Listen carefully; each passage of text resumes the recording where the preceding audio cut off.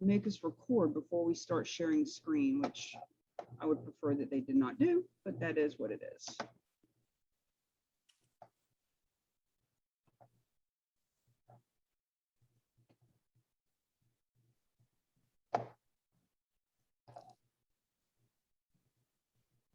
Good morning and welcome to Charitable Gifts of Real Estate, the specialist class. This is a certification class for those who want to get certified and for those who are not necessarily wanting to get certified. This is the only class that we're aware of in the whole world that is teaching charitable gifts of real estate from the perspective of bringing our real estate friends, financial services, nonprofits, community leaders together in an effort to add $1 billion a year to the nonprofit world. So as the certification class, you can get certified once you take the class, once you pass a test and pay the $200 certification fee. So if you're here for free as a VIP guest of someone else, welcome, glad to have you. Sit back and enjoy a lot of information that I guarantee you were just not privy to until you came here. And if along the lines you decide that you want to get certified, here's a few reasons why you would. In order to stay certified, you would take another class and pass another test and pay the $100 fee.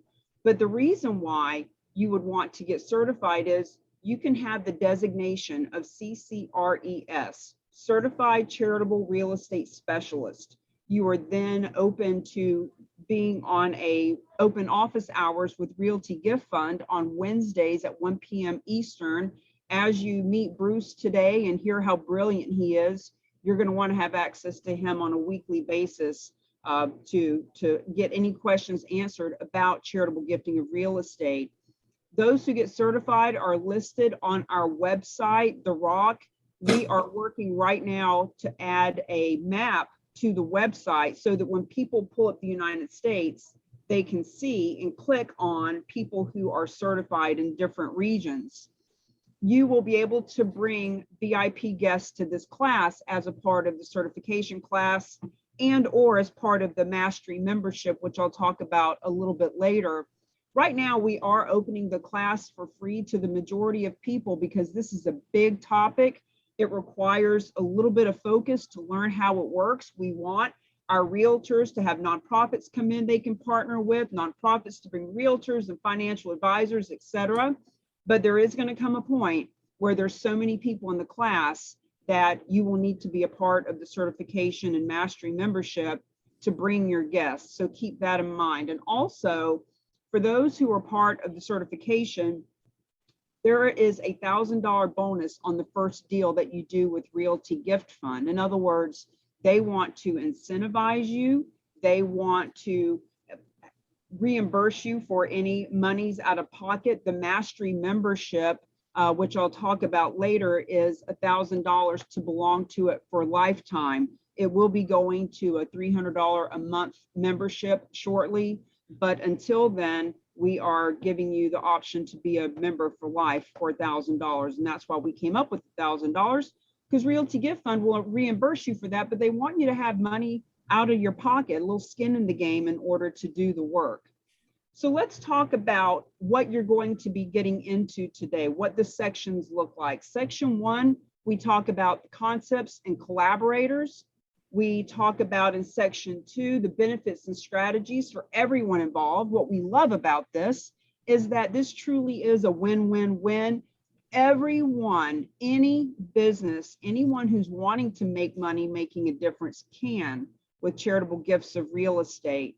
Section 3, there's a lot of do's and don'ts and details and documents. There's disclosures that you'll want to be made aware of. Section 4, we really get into the taxes and understanding charitable leverage. It is fascinating to see how a property valued at $600,000 can actually be worth $875 plus because of the way that the taxes work. Section 5 is the case studies. We actually sprinkle those throughout the presentation. And at the end of the class, we will talk about how to start those conversations with the different people that you're wanting to chat with. So Before we get into all of this information, we would like for you to consider, why are you here?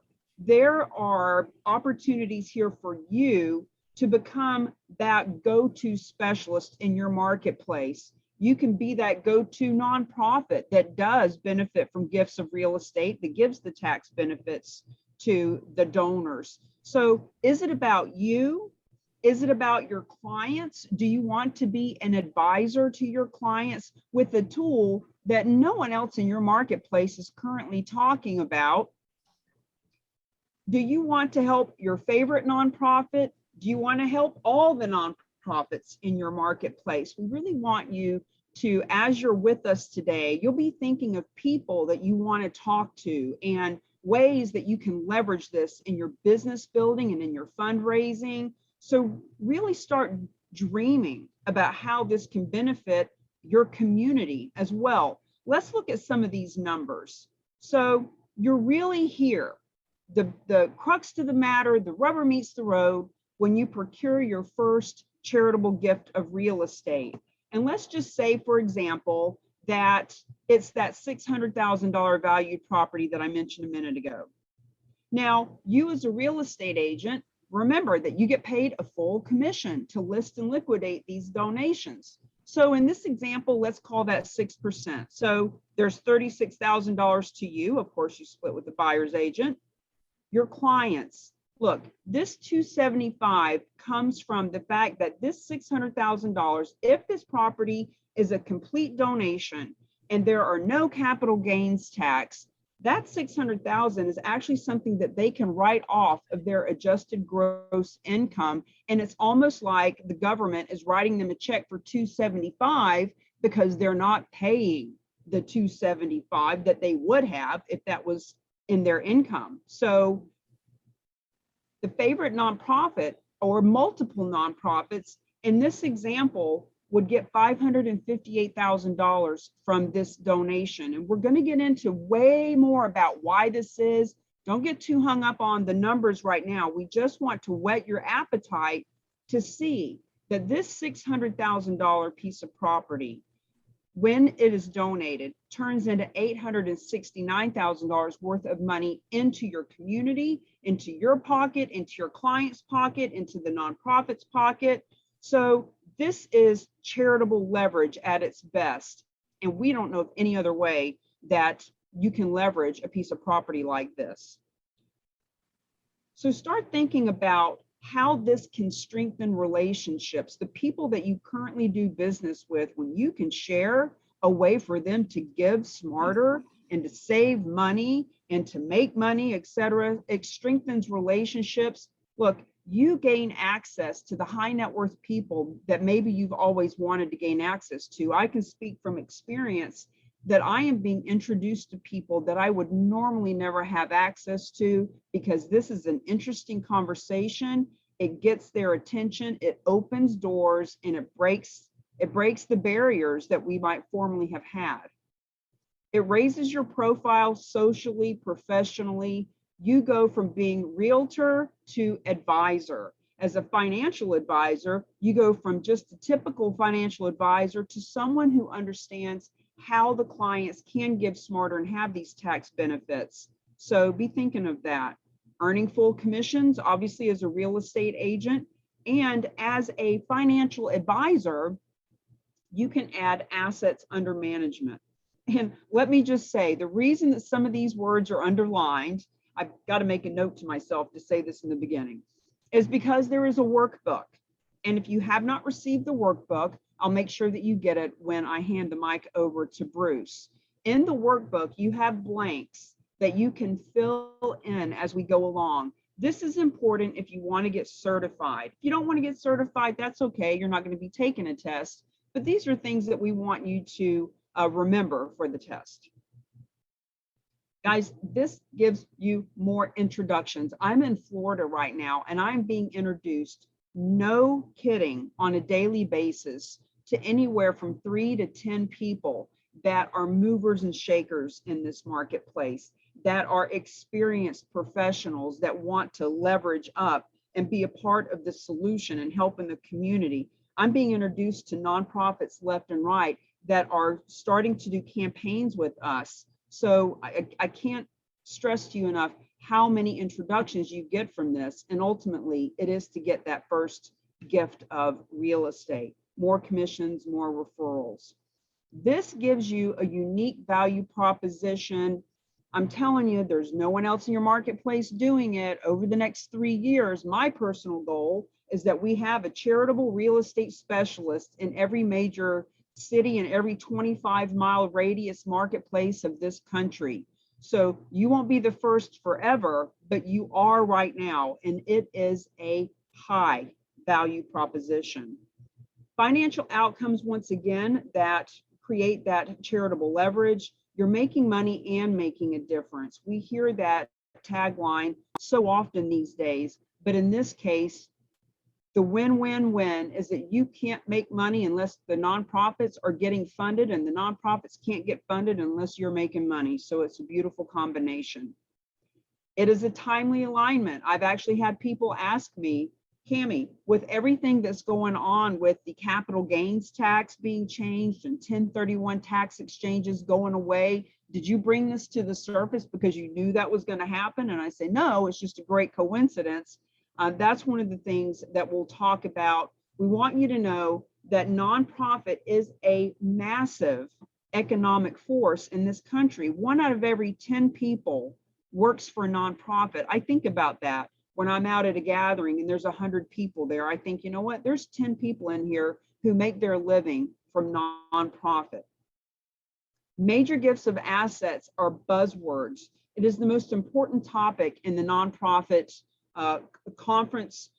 Dr. Russell James, whom you will be meeting a lot more with us coming up in the next few weeks, is the hottest speaker on the circuit. And talking about major gifts of assets is something that you can leverage in your business building now that you know how to help them accept major gifts of assets. Real estate, 43%, my friends. It's almost half the wealth in this country, and that's why we are educating and informing the nonprofits that instead of asking for cash, they need to be open to accepting non-cash assets. Cash is not king when it comes to fundraising. Largest wealth transfer in human history. We're going to get into that a little bit more. Once again, what I mentioned about the changes in tax policy, this is becoming a really hot topic. You can get in front of investor groups, the RIA groups, Real Estate Investor Association, and really be, once again, that unique value proposition, that advisor, that person who is talking in your market about something they've never heard of. New money from gifts of real estate, guys, we're looking to add $1 billion a year to the nonprofit world. And to do that, we need real estate people.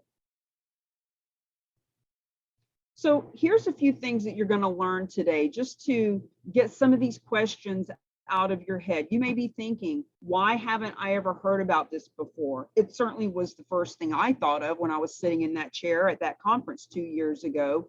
Why is it I've never heard of this? Who would actually give their valuable real estate away? People really give property away? Yep, we'll talk about that. Why a specialized nonprofit? What is that, and why are they so instrumental in what we're doing? Who is Realty Gift Fund, who happens to be our specialized nonprofit of choice?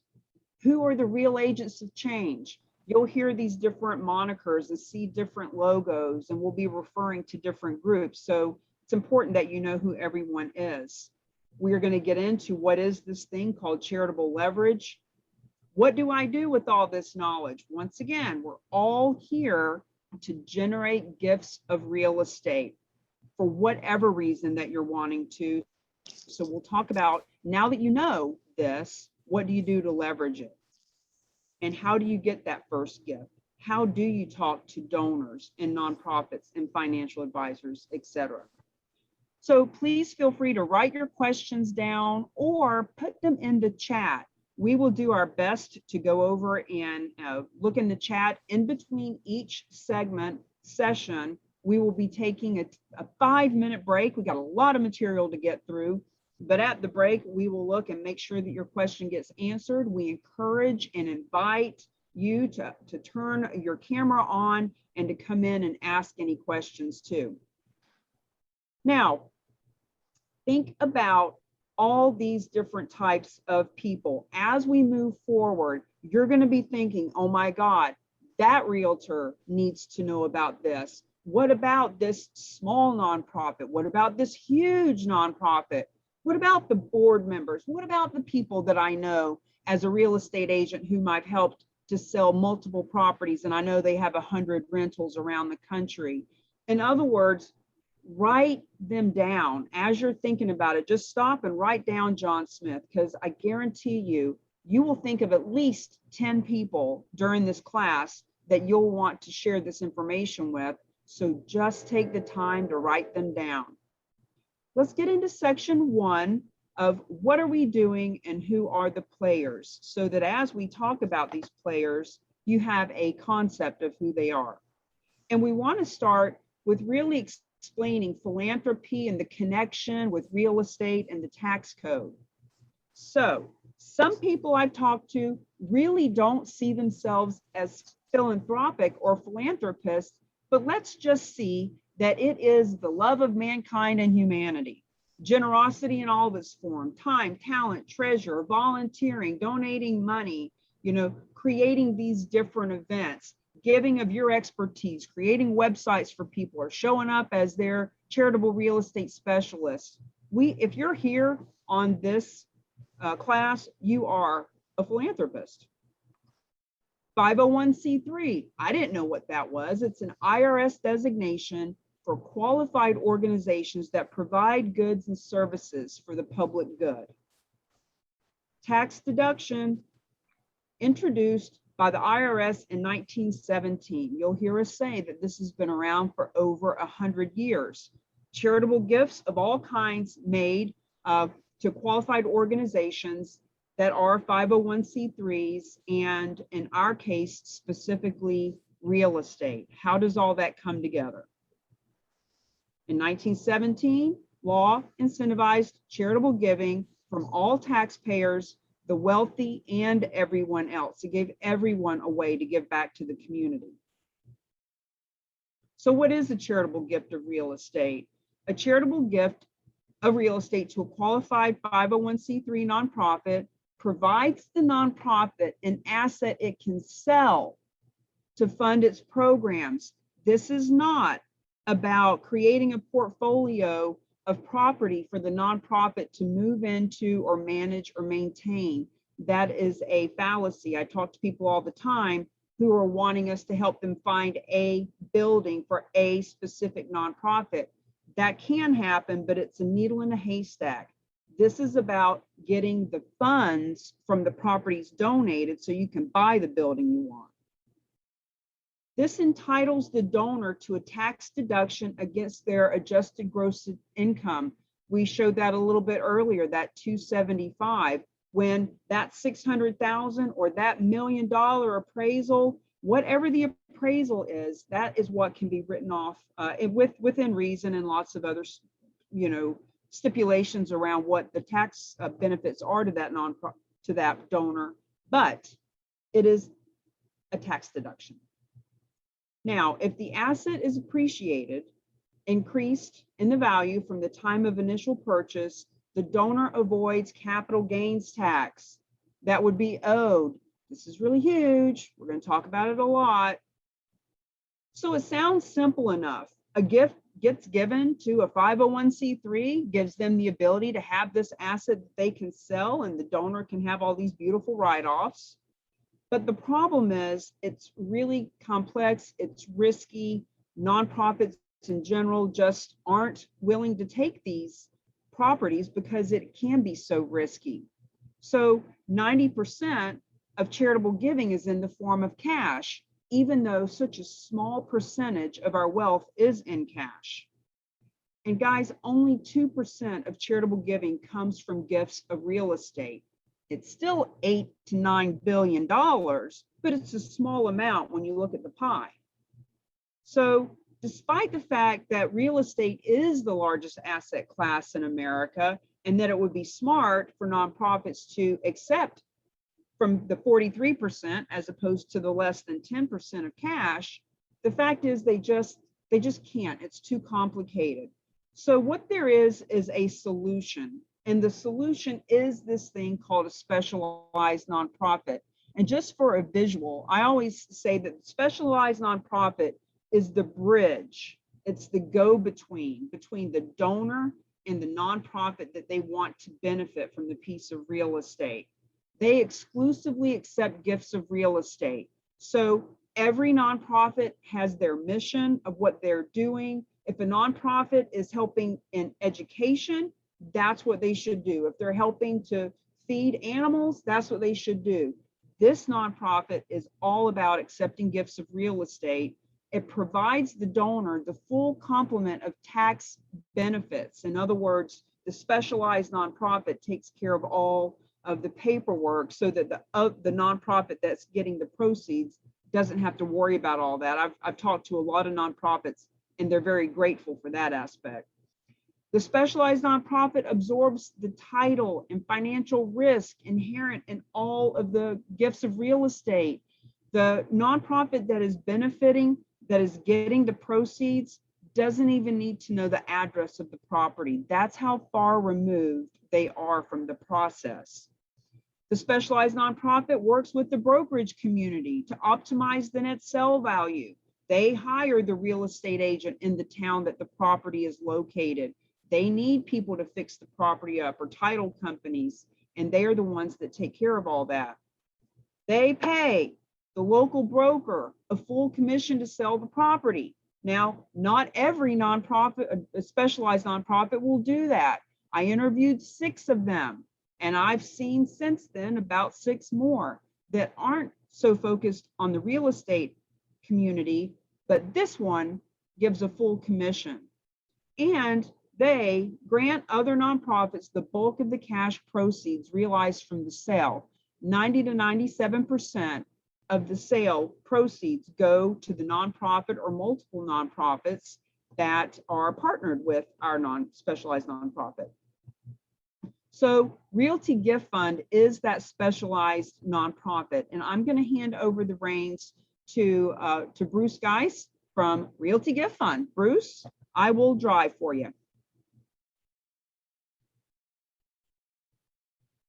You're muted. Can you actually hand me the steering wheel so that I can Sure. go at my pace here? Yep, let me stop share. And you already have co-host capability. Okay. Are we back on? Yes. So good morning to all of you. This is our 11th class that Cami and I put together over a year ago. We continue to improve it. We are really appreciative that you're here, because our goal is to improve the status of the nonprofit world. And you're going to hear more about why that's important to me as we go forward. But I am a founder of Realty Gift Fund, met Cami a year and a half ago, and together we are trying to change the world. Realty Gift Fund is a group of 4 people who created Realty Gift Fund. Each of us has about 4 decades of real estate under our belt. We have always individually practiced on a national basis, and each of us actually lived in different parts of the country. 2 of us now live in Santa Fe. 1 lives in San Francisco. 1's in Houston. We came together not only about our real estate, but also about the fact that we each had 1 foot in philanthropy. We had run nonprofits. We had helped nonprofits raise money for them. And so we shared the mutual interests of real estate and the nonprofit world together. And we have been investors. We've invested our money, other people's money. We have a building background. I've built subdivisions, homes, hospitals, office buildings. And so you put us together, we're a pretty well-rounded group of people with real estate background. One of our founders is an author on the subject of the charitable giving of real estate. Actually, Cami is as well. So that's two of us. But In any event, we do have a network of subject matter experts around the country, and we have a dedicated amount of resources that we can use to do the work we do for the nonprofit world, and you'll learn more about why that's important. These are the people who founded Realty Gift Fund. Jay is the CEO, and he and I live in Santa Fe, and then Chase and Peter are in different parts of the country. I want you to see a sort of a brief list of nonprofits that we have supported with grants from the work that we do. We are adding about 12 new nonprofits to this list here in the next week. And so we're going to run out of room, I think. So we'll probably just have to say, you know, these are the favorite ones that we've done. But we have supported nonprofits in pretty much all categories. We do support 1.3 million public charities in America with the work that we do.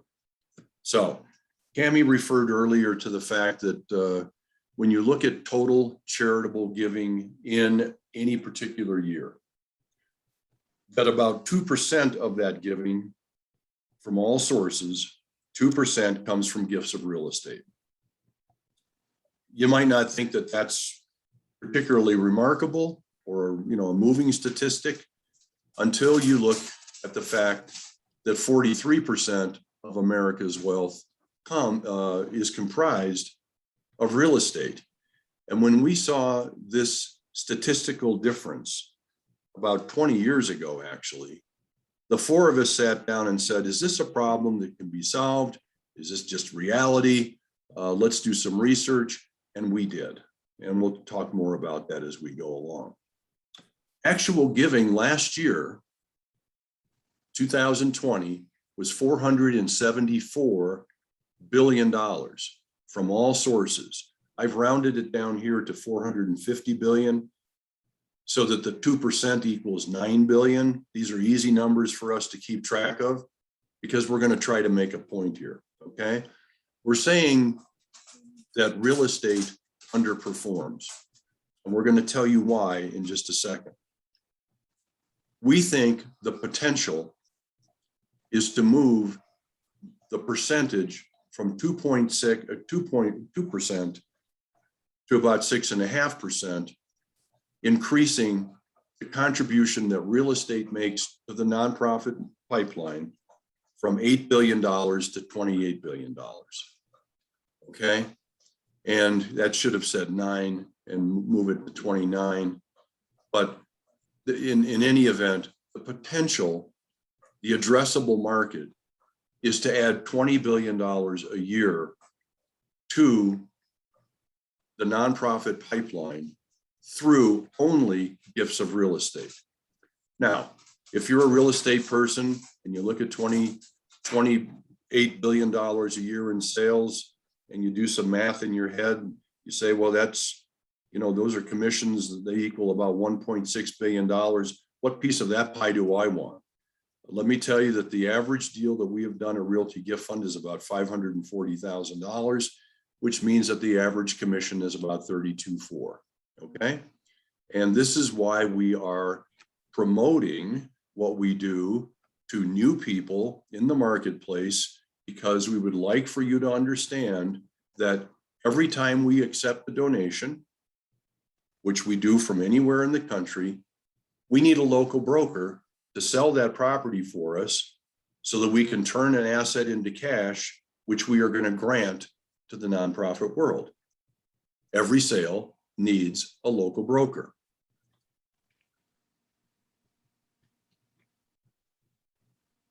The benefit for real estate professionals is why the Real Agents of Change was created by Cammie, and why Realty Gift Fund was created by us. And the goal is to make you proactive versus reactive. Cammie, you want to take over this? Sure, just keep driving for me. Okay. So this is just a little bit about me and what I feel qualifies me to help you all understand how this works. When I saw charitable gifting of real estate 2 years ago at a convention, It was my experience with real estate, top 5%. I did a HGTV House Hunters, several other real estate TV shows, the Real Estate Road Show, and different things like that. And I had already started strategizing with real estate companies and nonprofits. Ronald McDonald House, Make-A-Wish Foundation, all these different big and small nonprofits. I was helping them to create what I call cause marketing campaigns. And if you look up cause marketing, big companies have been doing it for many years, but it was all this experience that I had with real estate and nonprofit that had me see this as a massive opportunity. And when I reached out to Realty Gift Fund, I said, there are 2 million realtors in this country. Let's certify 1% of them to understand how this works so that they can bring it to the nonprofits in their community so that we can all add these millions of dollars to the nonprofit world. I am the co-creator with Bruce on the Charitable Real Estate Specialist Certification course. And if you want to click the button there, Bruce, basically what this says is that, you know, when you add all the networking experience that I've been to, thousands of networking events. I've been to 7 networking events in a day. Michael DeShavi's nodding his head because he knew me back in the day when I was in New York City. All that experience with the nonprofit world, doing fundraisers, helping to partner the for-profit and the nonprofit, doing all these cause marketing campaigns. When I saw charitable gifting of real estate and then the pandemic hit and we were all completely void of fundraisers and the ability to go out and meet and mingle, I thought, wow, here's our opportunity to fund, not do fundraisers, or to add to our fundraisers, the ability to get funded through real estate. So it was just a win-win-win for everyone. And the more that I have learned and studied and now have a book coming out called Legacy Listings, the more I see that it truly does benefit everyone involved. So the Real Agents of Change kind of organically grew. I started looking at how we are all agents of change, and there were so many different groups on Facebook and on the internet about agents of change, change agents. I started calling us the Real Agents of Change, and it has just really taken off, and people love that we are part of the ROC, R-A-O-C.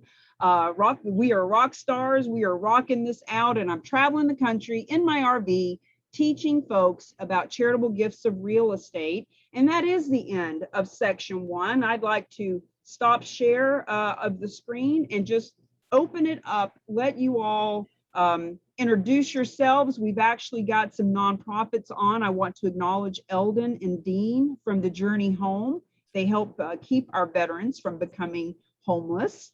We've got Hallie here, who is a friend of Jessica Peterson's and does a lot with PR and media and works now with the nonprofit. So feel free to introduce yourselves or ask any questions, and then we'll share a fun case study with you.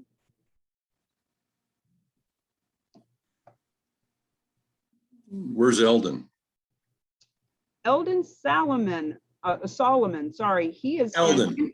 Hi, Eldon. I'm Bruce. Nice to meet you. Thank you for the opportunity to be here and to introduce myself and to meet everybody. I have more conversations with Mike tomorrow. I'm looking forward to meeting with Lori and others. But the Journey Home is a non-for-profit organization out of Indiana that works on a local, regional, national basis to end veteran homelessness. We have several programs that we are implementing and have implemented over the last 5 years, 7 years to address this issue. We have a 15-bed facility, residential facility that transitions veterans from all over the country and puts them into housing. We work with the VA on a contractual basis. They help support that process. It's a very devastating issue to talk about. 37,000 veterans are homeless in our country. Majority of them suffer from mental illnesses, PTSD, substance abuse. A lot of them are chronically homeless. They have been homeless for years and years and years. The other devastating number is that 1,400,000 veterans in our country are at risk of becoming homeless. And that's a number that really staggers my mind because there's not a lot of funding available on a government level or a local level that really tackles that number. But it's the feeder group to the homeless, right? If we don't necessarily figure out how to support that 1.4 million veterans that are at risk, we'll find that 37,000 rise. So some of the things that we're doing in our fundraising and in our social media awareness is to let people know that that's a big issue.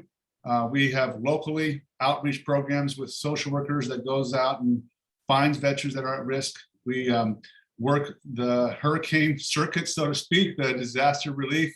Hurricane season is popping up. If you're a hurricane watcher, the storms are popping up pretty heavily, but we will be down south as soon as a big hurricane hits. And our focus, we work with a coalition of other relief organizations to go in and rebuild the communities so that those communities can then connect to the veterans, and we go down there to find the veterans and help them and support them and connect them to the local, regional, national resources. So I could talk for hours, Bruce, so I'll be quiet.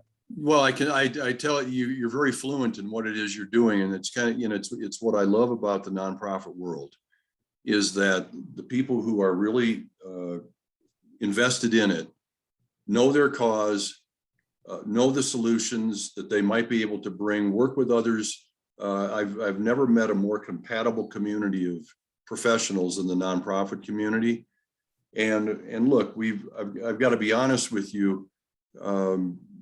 The transfer of very large assets into the nonprofit world is sort of a financial decision that needs to be made by a donor, and there is a financial benefit to the donor. And so there is a financial payoff for the donor, for the broker who sells the property, the title companies, et cetera, et cetera.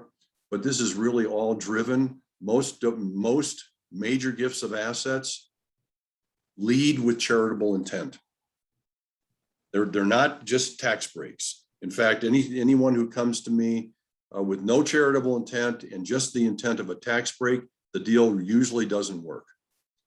But the point is that without people like you, Eldon, you know, we just wouldn't really have anything to be fighting for. So thank you for being here. Well, yeah, thank you for letting me. Can I just say one more thing to kind of tag on to that, Bruce? The veterans that are at risk. You know, I was talking to Senator Braun a few months ago, and we were talking about the cost it takes to find those veterans at risk, which is just minimal. And he's asking what kind of government support we're getting for that, and the answer is none. But I say, no, I don't really want to ask the government for that. Good. Support. I think that our country needs to stop saying, what can the VA or the Fed do more, and more of what I can do more. I agree. Is that, you know, we've learned some very important things from the Vietnam era. When the Vietnam veterans came back from their service and they felt rejected, they didn't feel rejected by the government. They felt rejected by their neighbors, by their communities. And I really believe that when we go out and find that $1.4 million, 1.4 million veterans that are at risk, I want to ask you for help, because that's where the veterans need to feel the love. They don't need to feel love from our community. So I think it's really important that it's a symbiotic relationship. It needs to be as passionately driven by the community as it is by the not-for-profits. Okay, well, you've made that point really well, and that actually was the part of the rationale around the first permanent tax code back in 1917, which was to create a platform where every citizen of all stripes, all ages, all wealth categories could participate in assisting other people in the causes that they believe in. So let me, if you don't mind, let me tell a story. We're going to tell stories at every break about donations that we have taken. And this is intended to just sort of spur your inspiration and spur your curiosity, and maybe write down a name or two of a donor, a potential nonprofit, or what have you, so that at the end of this class, you might have a top 10 list on your page, and you might have an action step that you might want to take, okay? It emerged yesterday that the favorite story that we have ever told, and we've told a lot of stories about gifts of real estate, is about our friend Linda Grable in Maryland. Realty Gift Fund was working with National Jewish Health, which is the largest respiratory hospital in America, located in Denver, one hospital in Denver. Fundraisers all over the country. Because, you know, over the years, many people have traveled to Denver for their needs, their medical needs from National Jewish Health. 20 fundraisers around the country. They have 300,000 donors. Each one of these fundraisers has about a book of about 200 people that they're supposed to keep track of. These are their important donors. The fundraiser in Washington, D.C.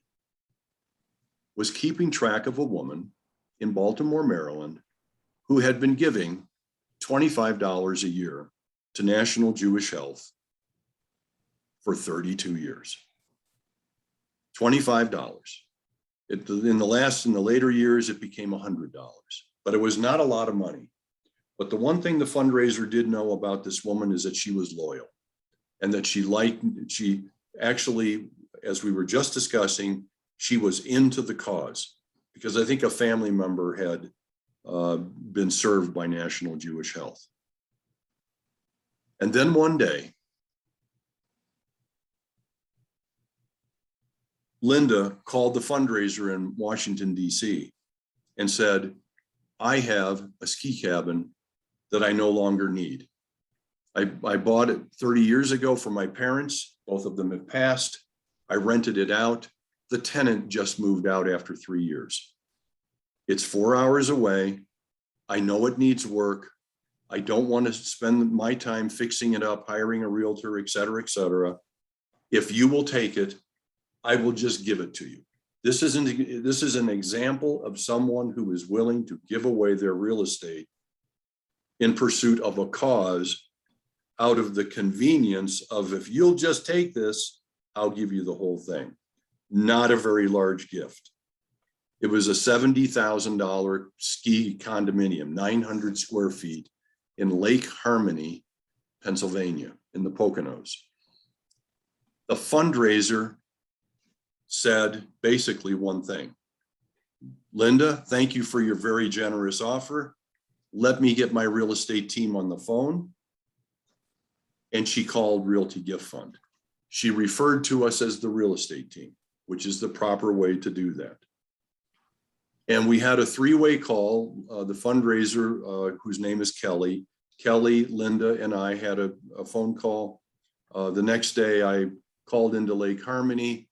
I found a broker. I interviewed 2 or 3, selected a broker. We put a team on the ground.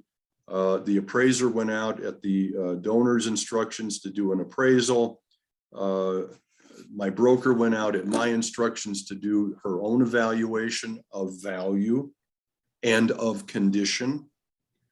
And she said, this house needs work. So we put together a team to go out and evaluate what needed to be done and how much it would cost. It came up to $13,600.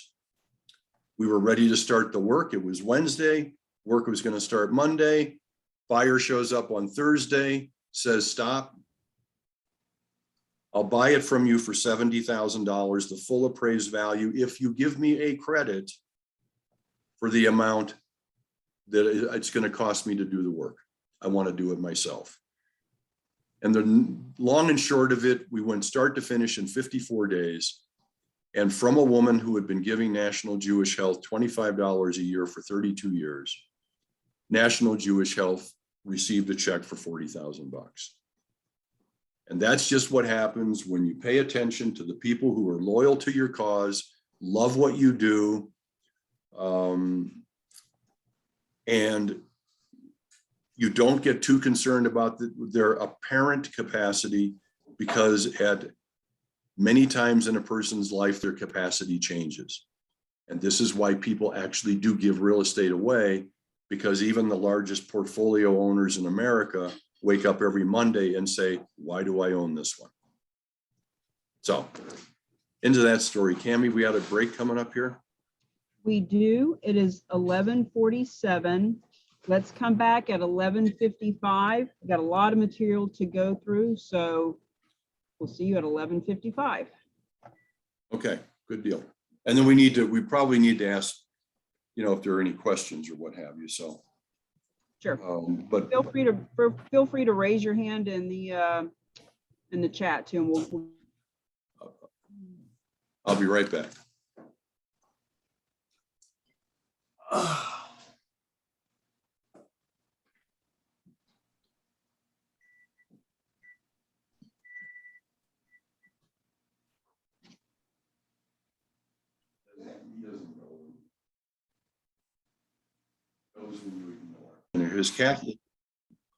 Has Catherine Orr been here before? I think I recognize Yeah. that. Catherine Orr is from the Orlando area. She's been with us for several months. Yeah, okay, good. And Allison, I'm not sure, have I met Allison before? But anyway, I'd like for, if anyone's got a question right now before we get back into our, jump back into the river, please raise your hand and just, shout out your name and ask a question. That's what we're here for. Get to know each other.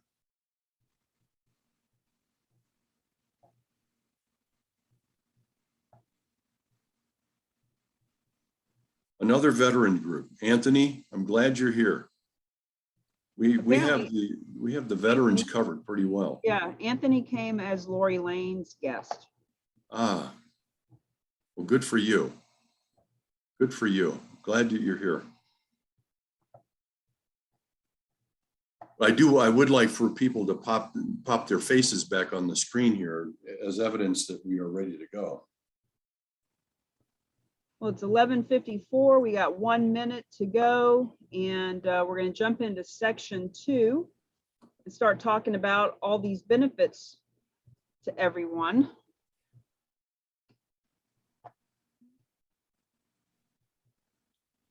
I see you guys are putting your information in the chat. That's awesome. One of the things we talk about in the Mastery membership is how to position yourself. You got to be positioned out in the marketplace, whether you're in a room or in a Zoom. So no matter what it is that you're doing in the world, take these opportunities to promote yourself, position yourself as the founder of whatever, or the charitable real estate specialist in Houston or wherever you are. These are always good opportunities to meet and mingle. All right, let's go for it, Bruce. Okay. So we're into section 2, benefits and strategies, and we're going to give you the rationale around why the problem exists, what the solution is, and use that as a platform for going forward. So, not surprising that what we like to do is keep things simple. We broke the knot when we discovered the problem a couple of decades ago. We did some research. We talked to 1,000 nonprofits, donors, and advisors of all types.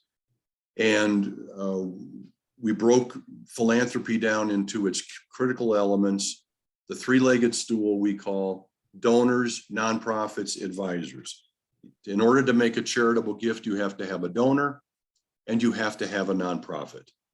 And the advisory group, the tax specialists and the transaction specialists are always there at the side of either the nonprofit or the donor, helping this to all happen, okay? Now, when you ask these various classes of people about the charitable giving of real estate, you find out that donors and advisors have no reluctance. They're all in. If they don't know about the benefits of it, as soon as they do, they're all in, both donors and advisors. But the nonprofit world, historically, for 100 years, has said no to gifts of real estate. Let me just back up here. If you can imagine that you work as a fundraiser for a large organization, chances are you have probably no background in real estate at all. So the team of fundraisers may be very sophisticated and do their job very well, and in fact they do, okay? But real estate is too complex, there's too much risk. What happens if we take title, we now own it, and in the course of owning it, a hurricane shows up, or anything else happens, we'll tell you a story about a snowstorm that showed up. We don't have any money to actually hold on to this real estate and pay the maintenance and the utilities and the taxes and the insurance. And really, it just sort of gets us away from what we're trying to do anyway, which is to talk to our donors about our causes, our programs, what we're going to do next, how we need their help. I don't need to be talking to a realtor, a title company, a painter, an electrician, et cetera, et cetera. And honestly, the number of times we heard from a nonprofit, yes, we took a gift of real estate once and we will never do it again, has stuck with us the entire time. Or the other example, of course, is the nonprofit that does say, we do accept gifts of real estate. I actually kind of like those nonprofits, but only on a limited basis, only with time-consuming board approval. The number of donors I have talked to who have said, I tried to give my office building to such and such an organization, and a year later, they still hadn't made up their mind or finished the process, and I just said, forget it. So most of the offers of gifts of real estate to a nonprofit just come out no. And this is what blocks the market. This is what is creating the statistical disconnect. 43% of America's wealth is comprised of real estate, and yet from charitable giving of all sources, real estate only contributes about 2% of the pie. Now, we said, okay, we understand this problem. It's not that we can do this. It's not that we can do that. What we need to do is create a nonprofit whose sole mission is to accept gifts of real estate, which we did. We created Realty Gift Fund to promote the charitable giving of real estate of any kind, anywhere. We're willing to fix it, remediate it, we sell it, convert it to cash, and we use the proceeds to make grants to other nonprofit organizations for their current and planned giving. I spend about 50% of my time educating anyone who will listen about the benefits of the charitable giving of real estate, so we actually have two missions, okay?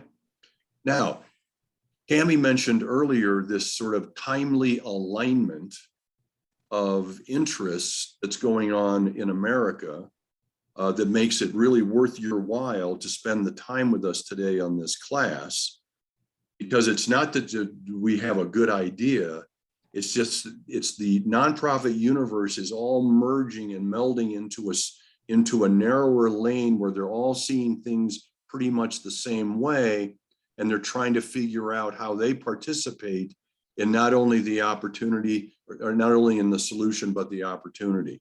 And so we call this the awakening. It's a discussion about the difference between non-cash gifts and cash gifts. And there is a gentleman whose name is Russell James. You'll hear us speak his name several times. He is the professor of philanthropy at Texas Tech University. He is the principal researcher in America for the nonprofit world. He has examined 1.1 million tax returns of 200,000 different nonprofits over a 5-year period to compare the outcomes of fundraising experiences if you do that compared to if you do this. And what he's discovered is that nonprofits who will accept non-cash assets in their fundraising programs grow their endowments at 6 times the rate of nonprofits who only ask for cash.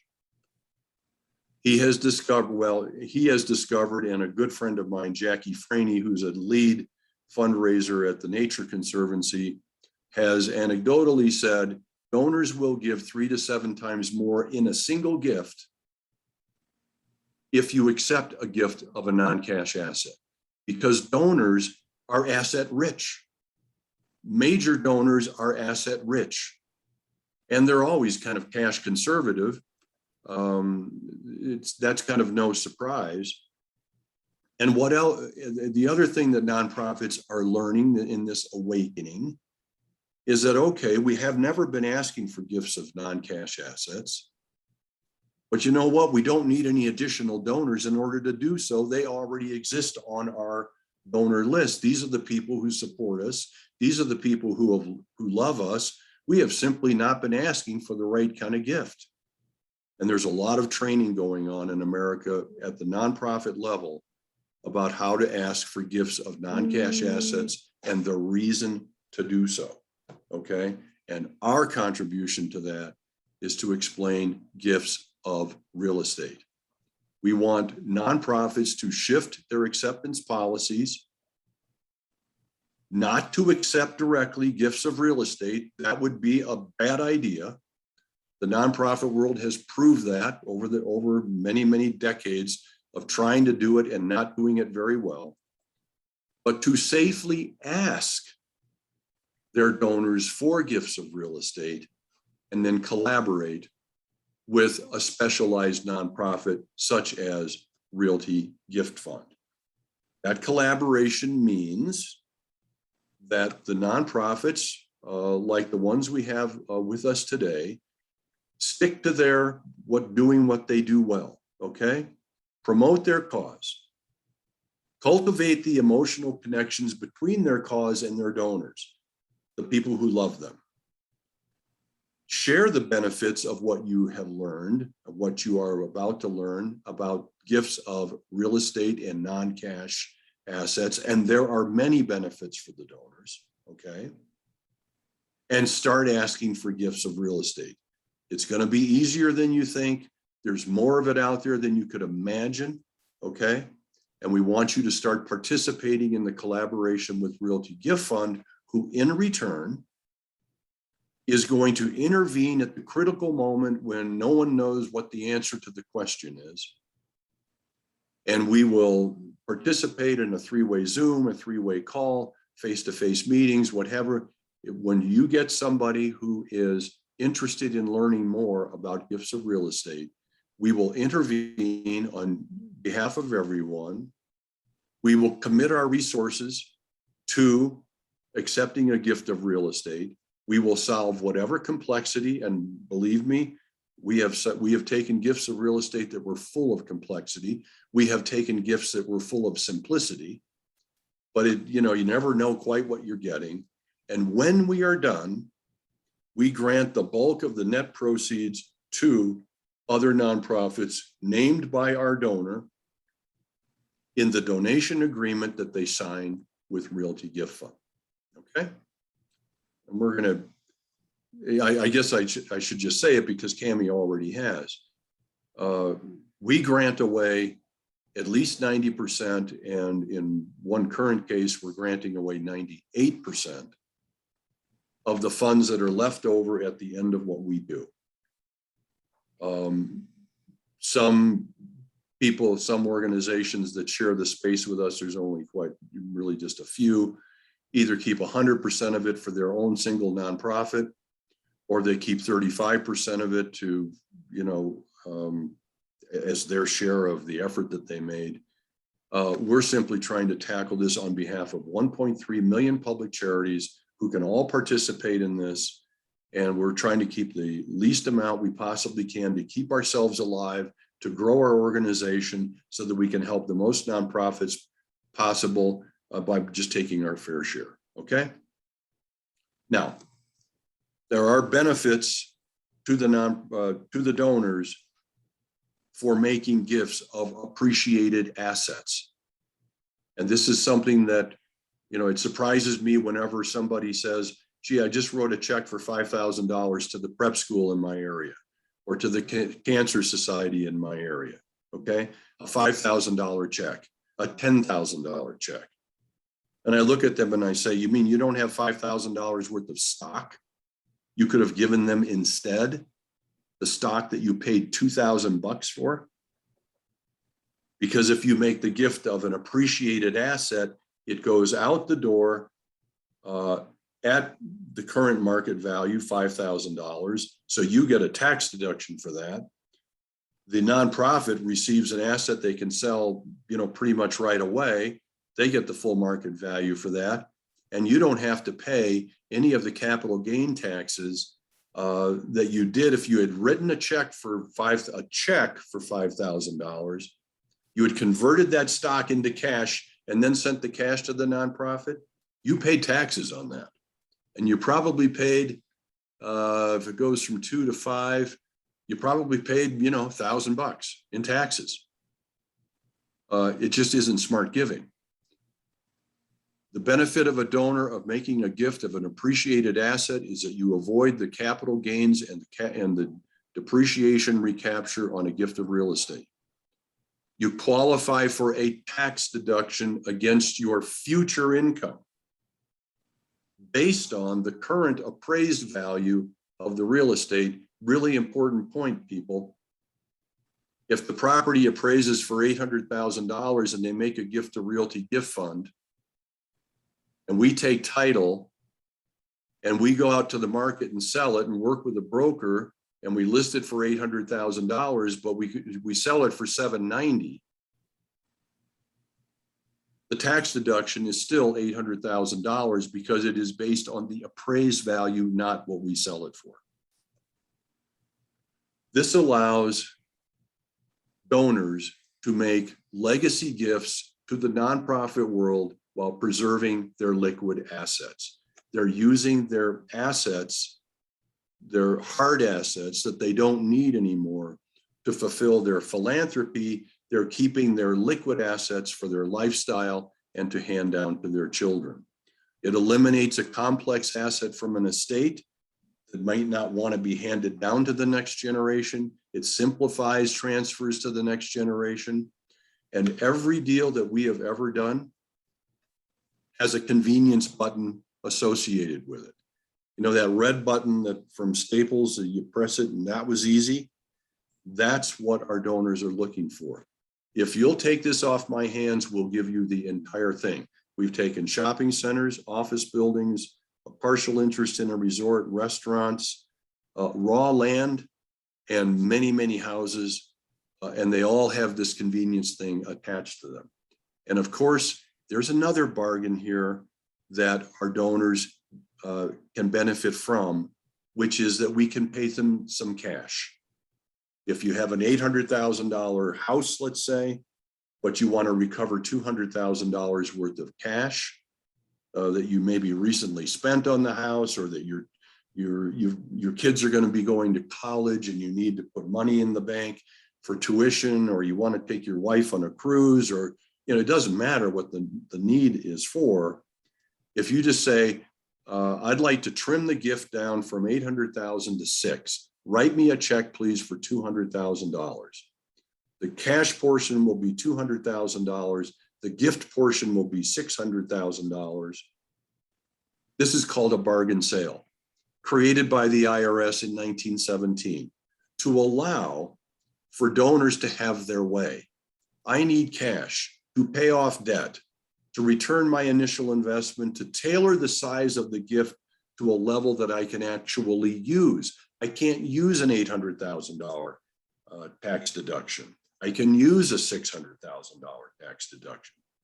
A bargain sale, part cash, part gift. Okay, Cammie? So you're probably thinking to yourself, well, I'm impressed by these benefits. It sounds really good. Great that the donors get all these tax deductions and all that. But who would donate property? I don't know anybody that would donate property. Where do these donors come from? And we're always going to remind you that 80% of them truly do come from the heart. In other words, they love our veterans. They are a veteran.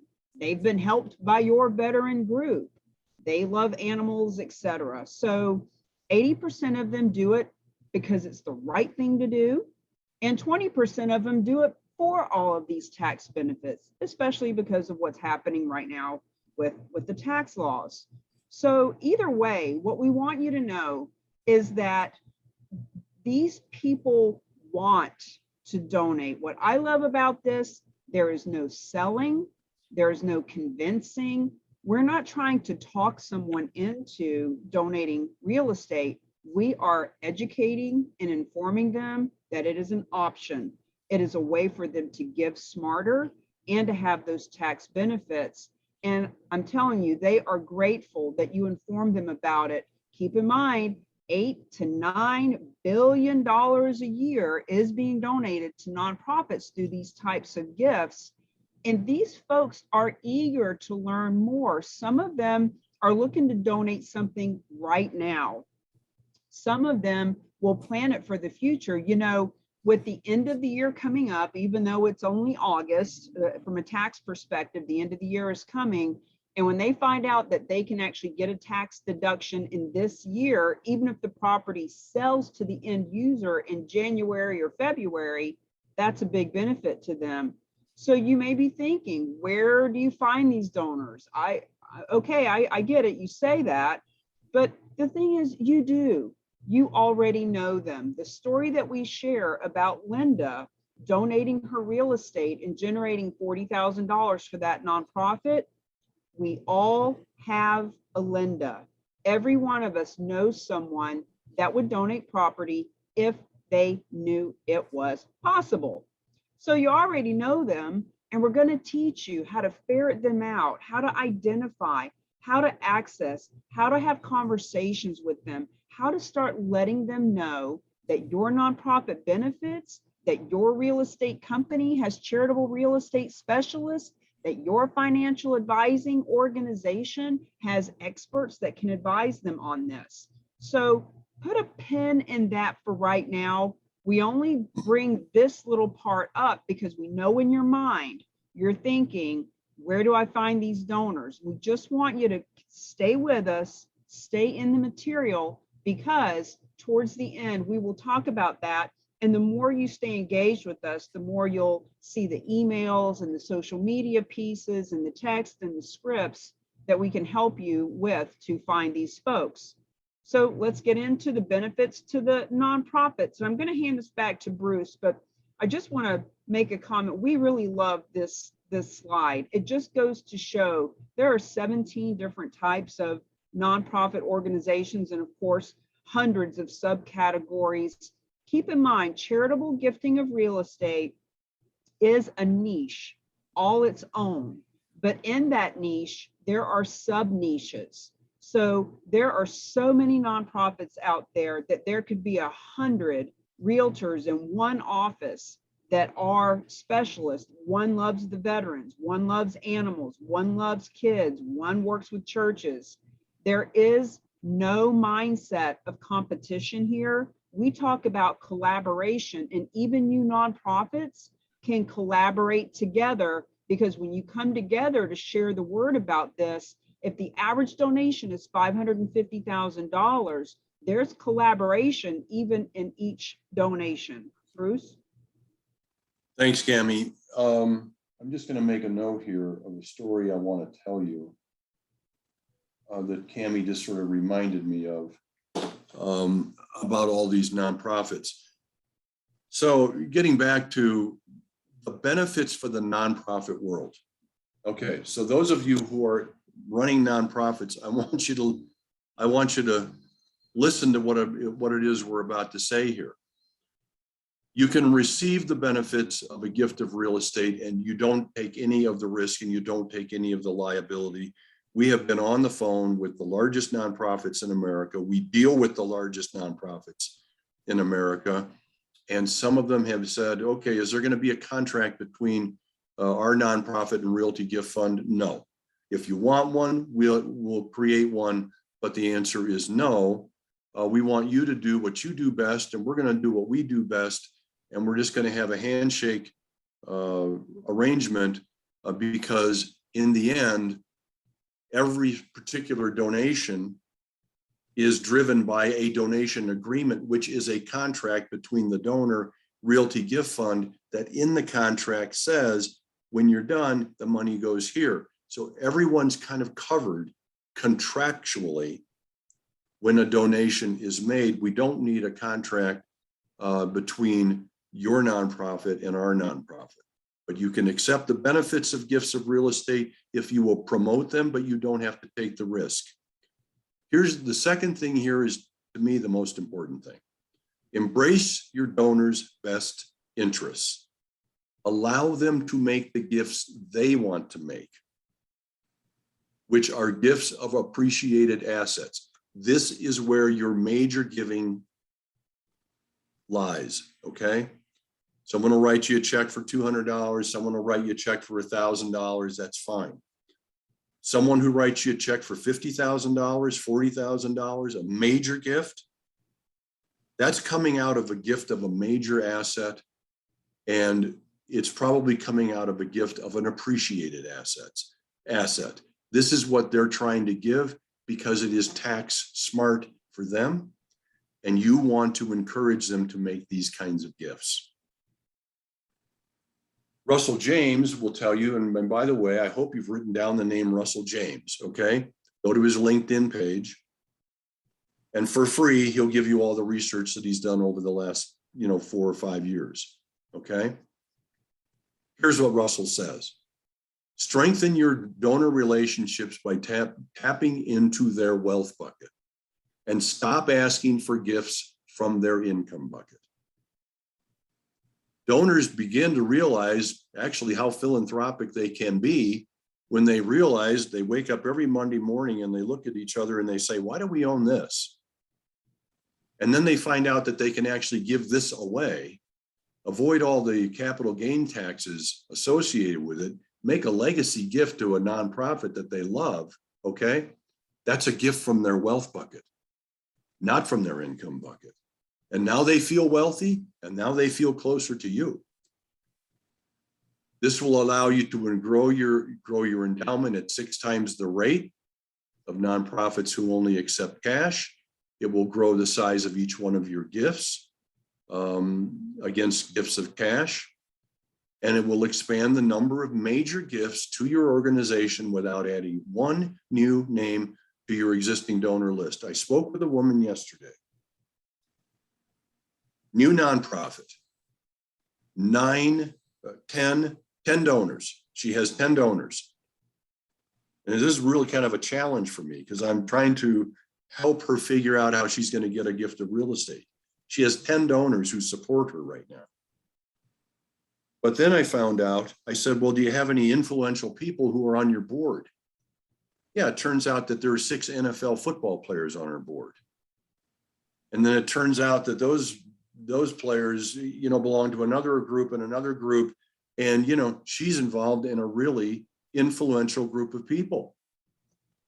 She just has to learn how to tap into the resources that already exist in her world. And those people, you have to do the same thing. I can imagine that I'm talking to some people right now whose nonprofit is kind of small, a few number of donors, what have you. But guess what? The universe of donors who love what you're doing is a lot larger than you think, and it's closer to your reach than you might possibly believe, okay? Now, if we have any financial advisors or people in the advisory class, and actually if you're a real estate broker, you are, we're going to talk to you about the benefits to the advisory class. This is the third leg of the stool. To real estate brokers, as Cammie has already pointed out, you elevate your brokerage and management practice to an advisory status. I have been a broker. I'm not one any longer. I'm a principal of Realty Gift Fund, but I was a broker for 25 years. And believe me, it's kind of a grind, making yourself stand out in the way that you want yourself to stand out to the people that you would be like to be doing business with. And I've always seen myself as a pretty smart guy. And I want people to think of me as a pretty smart guy.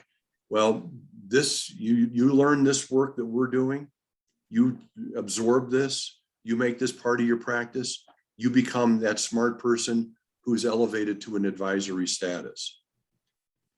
One of the great things about what we do is that when we accept a gift of real estate, when we take title, we become the owner. The donor is no longer the owner. I've dealt with donors in the past who have tried to sell their asset for a year, and they've been working with a broker.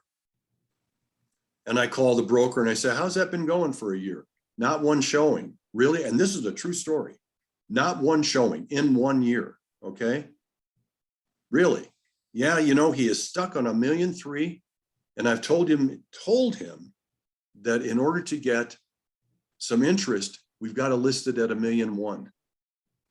And he just won't listen to me because he thinks it's worth $1.3 million. Once we take title, Realty Gift Fund, we become the seller. We are no longer emotionally attached to this property. We want to sell it. We want to convert it to cash. If you're a broker and you think it's worth $1.1 million, you've got to convince me. But I'm a real estate guy. If you do, we're going to sign a listing agreement at $1.1 million. Maybe we sell it at $1.15 million in this market, right? But we're going to make it, we're going to optimize the efficiency of the process between the new seller and the broker. And, you know, we'll pick the same broker who's had the assignment before. And of course, all of our, we don't argue with brokers about their commissions. I have brokers right now working for us, residential properties making 6%. That's what they asked for. That's what they got. We have some asking for 5%. That's what they got. Commercial properties, sometimes they get large enough that the standard commission rate, that's the world I lived in for 20 years, you know, was 4%, 3.5%, 4.5%, depending on the size of the deal. Whatever it is, okay? We don't argue with people. We don't argue with brokers about commissions. The great thing about financial advisors, if we have any of them on the horn right now, we know how you make a living. You get paid for assets under management, AUM. Whatever that fee is, most financial advisors get paid for assets under management, and that does not include real estate. That includes the stocks and the bonds and the portfolio of investment products that you have moved your client into, and you're being paid a percentage for assets under management. If you convert real estate into a charitable donation through a number of different ways, you can convert that hard asset to assets under management and increase your fee income. You can also preserve the next generation of clients, which is really important to a lot of financial advisors. I know that, you know, I have a financial advisor. I have 3 kids. They each have a financial advisor. My kids are not going to hire my financial advisor when I pass away. Okay. They already have that figured out. But there are ways for financial advisors to actually hang on to the next generation of clients through charitable giving. Now, for everybody, we would like for you to become certified in this specialty because we would like the voice to become louder and the efficiency to become greater. And we would like to get to $1 billion a year in additional giving to the charitable world. We want you to become proactive. That's why we gave you this little scribble list at the very beginning of the class. And we said, you know, as you go through this class, you're going to be thinking of people. Yeah, you know, I really ought to call Joe. I ought to call Mary. You know, she runs a great nonprofit, or, you know, he's a financial advisor. He might have clients. And here's a guy who gave $50,000 to the educational system in my community the other day. Maybe, you know, maybe he's a donor. You should be writing these people down. That's becoming proactive. We want you to strengthen your relationships with your existing clients and gain access to new clients because you are now an advisor in a topic that is really important. And when you have done this and you have found a donor and we have closed the deal, and there is a newspaper story in the local paper about a donation of $540,000 to your organization or to several organizations in your community. That's what Cami calls cause marketing, leverage, and you leverage your marketing with your charitable success stories. And all of this expands your professional and social spheres of influence to the level that you want to, okay? We're not trying to make you, you know, put you on the cover of GQ or anything like that. If you don't want to do that, you know, that's fine. I don't want to. What I want to do is I want to increase charitable giving across the country. And I'm real happy if I get that done, okay? Listen to this about financial advisors. This should be underlined. Financial advisors initiate 65% of all major gifts every year. Okay.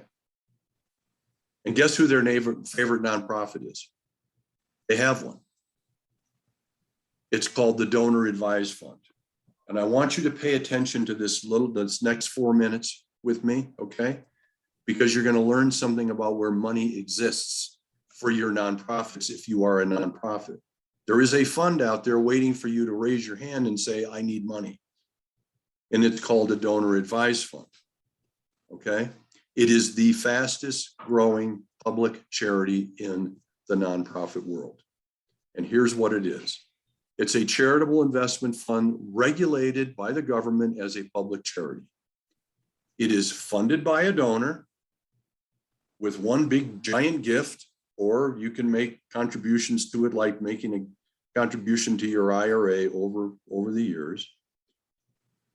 A donor advised fund is administered by a qualified sponsor who is licensed to do that, okay?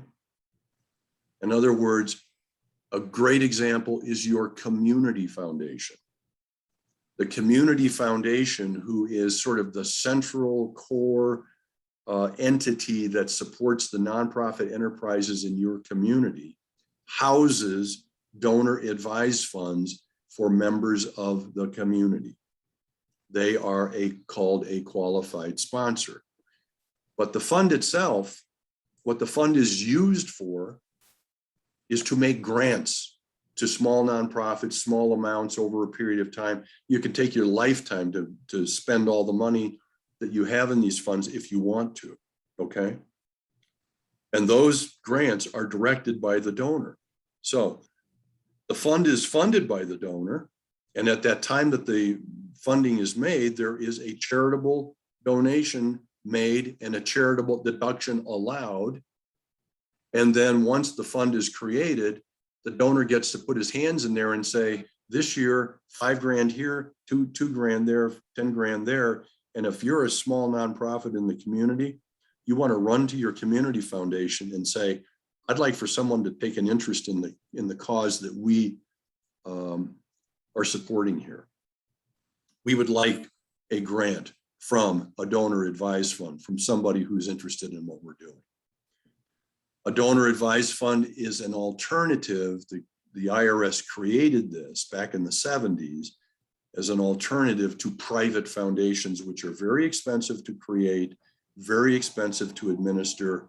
They are the work of high net worth people, and the average donor can't even afford to create a private foundation. A donor advised fund is, in effect, a private foundation for the average person.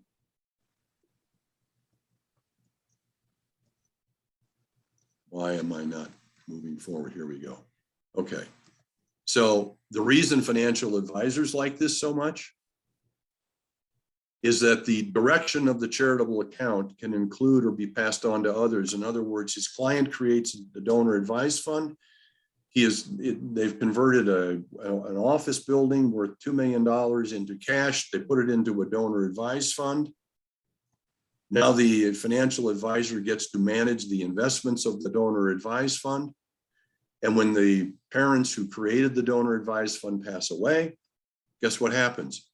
The kids take over the direction of the donor advised fund. The financial advisor has hung on to the next generation. And the financial advisor is, as I've said before, often allowed to earn fees for managing the investments of the donor advised fund.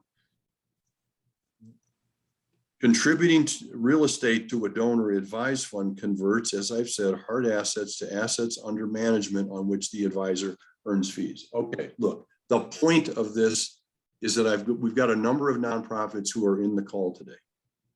We want you to know that there is a source of funds out there in your community, probably at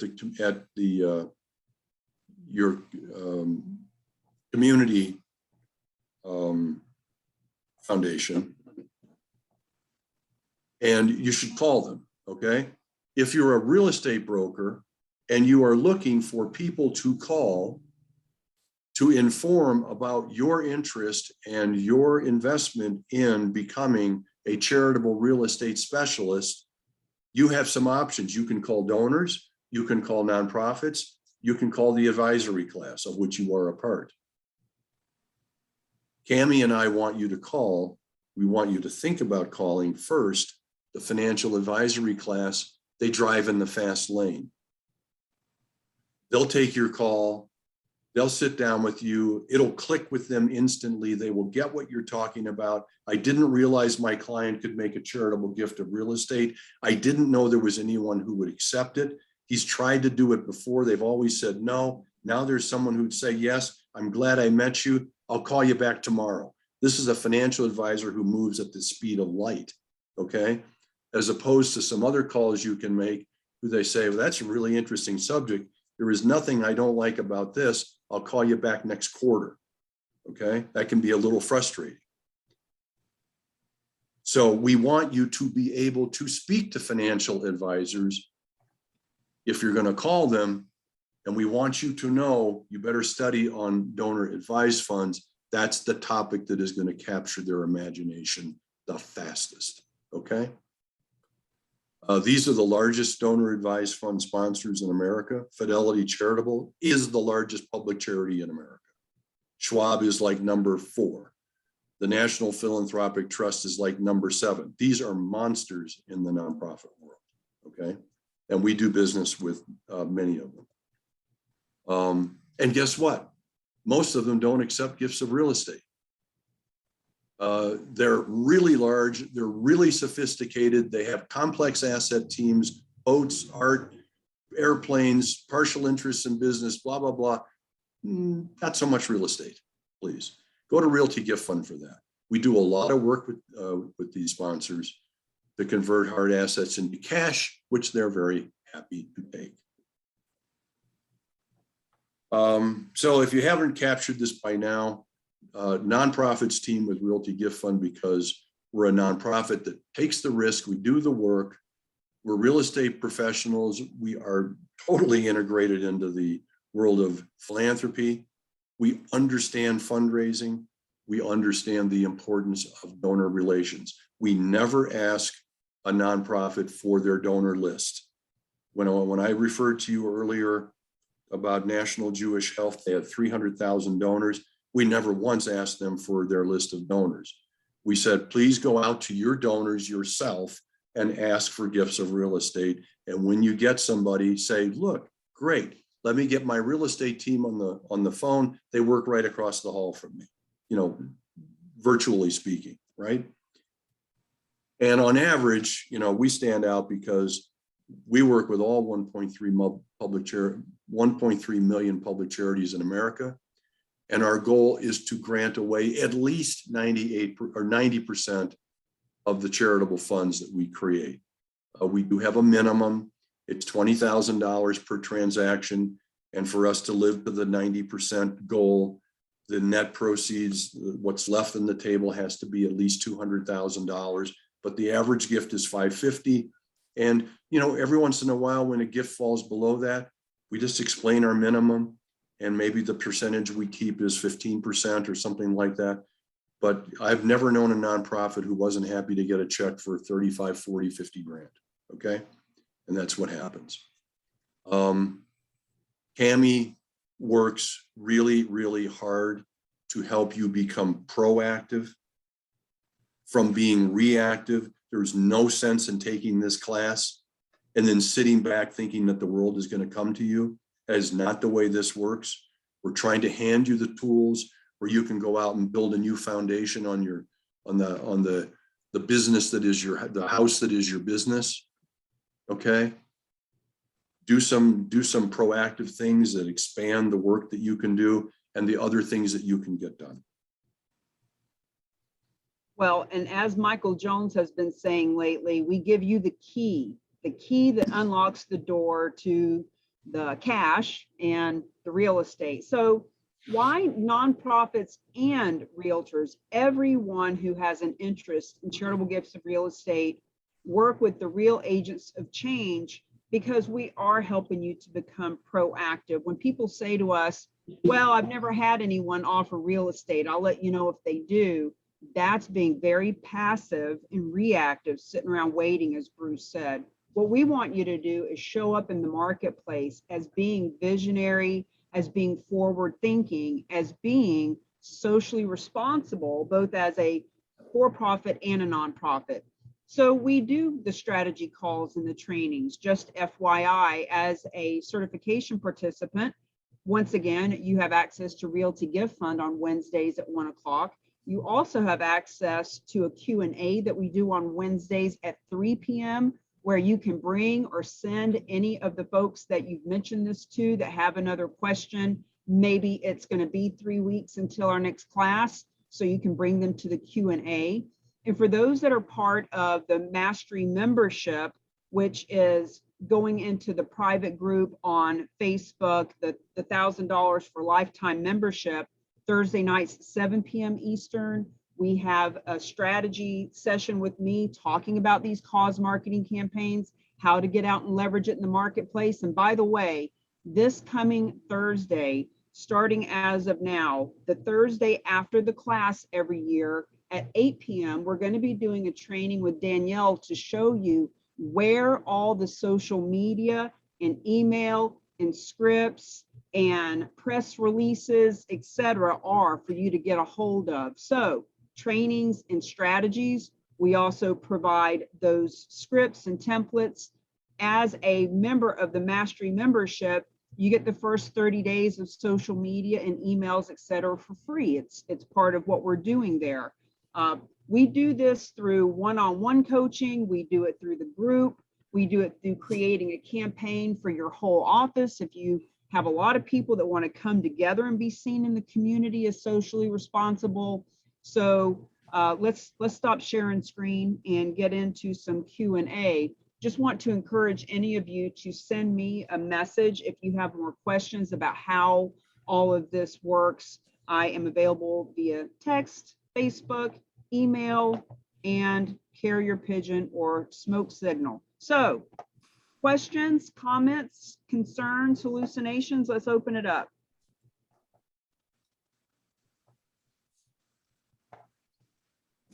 Do we have questions? Michael says the late Joan Rivers used to say that no one is going to ring your doorbell except the Avon lady. No one teaches you how to be proactive better than Cami. Thank you for that, Michael. Please feel free to ask any question that's on your mind. We want you to leave here completely confident in how you can be proactive in the marketplace, which doesn't mean that you have to know all this stuff before you talk to people. It's a matter of sharing a little bit of the story and then putting one of us on the phone or coming to a Q&A or doing a Zoom. We're doing a lot of Zooms where nonprofits are bringing their donors and their board members. We're doing Zooms with real estate companies who want to bring nonprofits. There's so many ways for us to support you. Tish, you raising your hand there? I am. Could you go through a little bit more, like you know, I'm doing some things where I talk to financial advisors and estate attorneys, things like that. Could you, I don't know, just share a little bit more, open that window up a little bit more to tell me how, you know, what's in it for them? I know you said that it gives them the opportunity to, you know, bring something into their client's portfolio or whatever, but I mean, if the person is donating the piece of property, I assume you mean they're going to take a portion of that and put it into their portfolio. Okay, let's talk about that just a little. Great question, super good question. Okay, you know, I'm actually seeing one of my financial advisors this afternoon. I need some insurance questions answered, and I guarantee you that he is preparing for the meeting. You know, maybe not a lot. He's going to spend 15, 20 minutes putting together something, because when I walk in, he wants to look smart. I've known this guy for a long time, but I know him to be, you know, full of pride about the work that he does, and he wants to be smart. So if you know, number one, if you call a financial advisor and just say, you know, Susan, I participated in the conversation yesterday and I made me think of you. I just had to call you right away. I would have called you before now, but I had to take my kids to school or whatever. I'm just excited about sharing the story with you, and just tell her briefly about charitable giving of real estate, which is about the topic of the charitable giving of assets. And chances are Susan will say, well, you know, I have many clients. I have one who actually would benefit from being able to give away his assets. He's tried to do that before, but he struggled to. No one doesn't like the story. So that's the first thing I would say to you. No one doesn't like this story. The second thing is a little bit more technical. Either through a bargain sale, which is part cash, part gift. Someone tries to donate an $800,000 home to us, but their financial, and this has happened to us before. The donor has gone to his financial advisor and said, how much can I use for a tax deduction?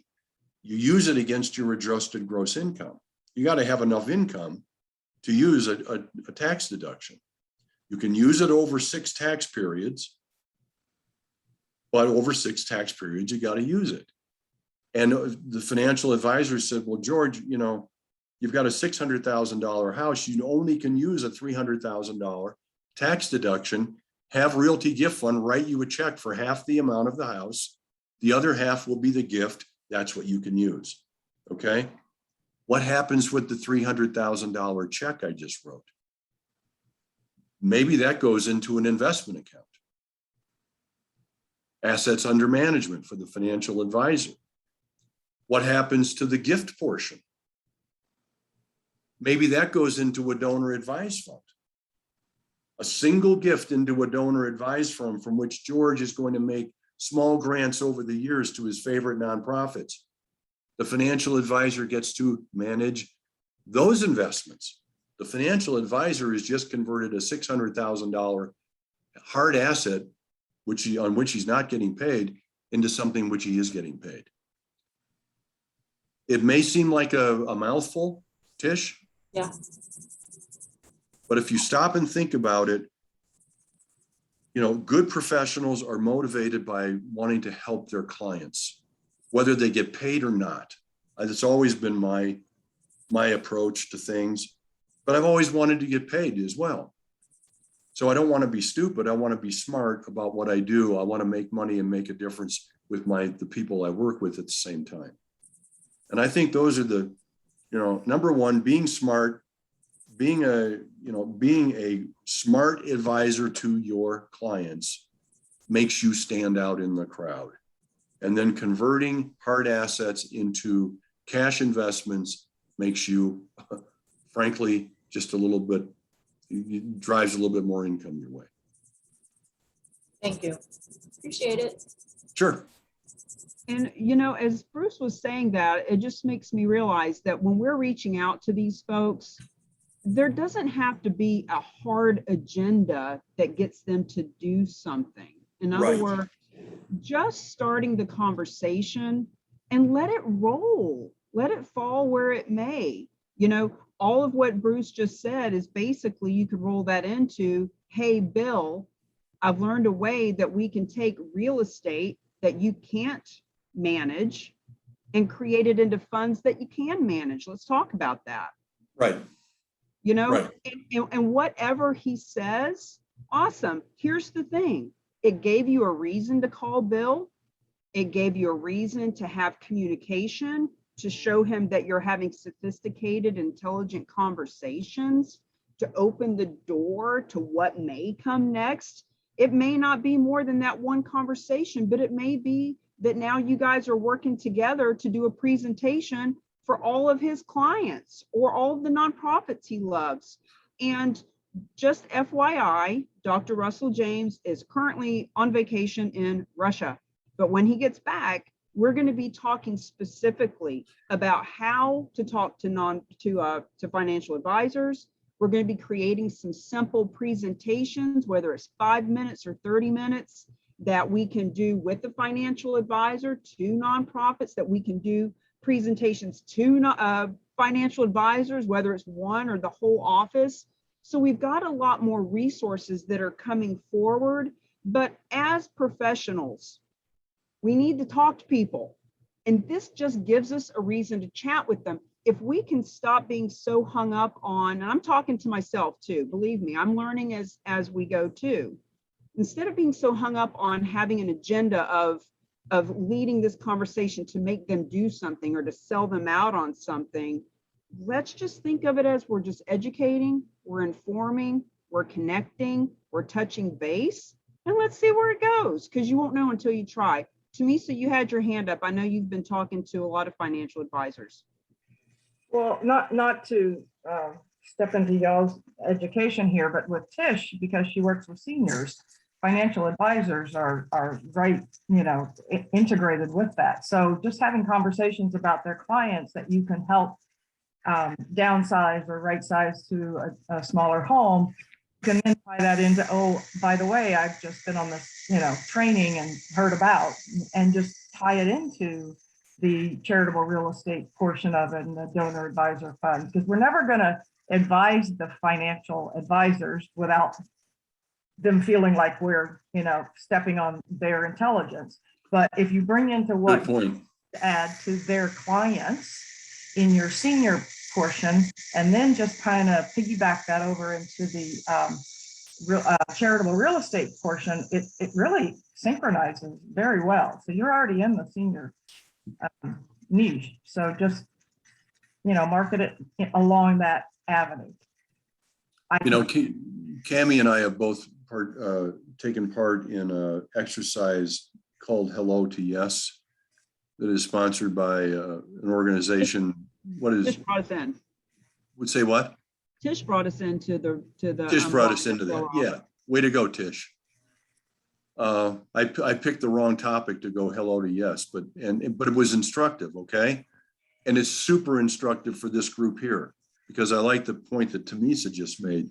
We're not trying to advise the financial advisor step on his space, right? What we're trying to do is go from hello to yes. This is a really, really important thing to understand. You want to stay in your lane and do what you do well, okay? You want to ultimately get to the point where you can produce a charitable gift of real estate, because it is a major gift of a lot of dollars involved. And it's easier than you think with members in your community.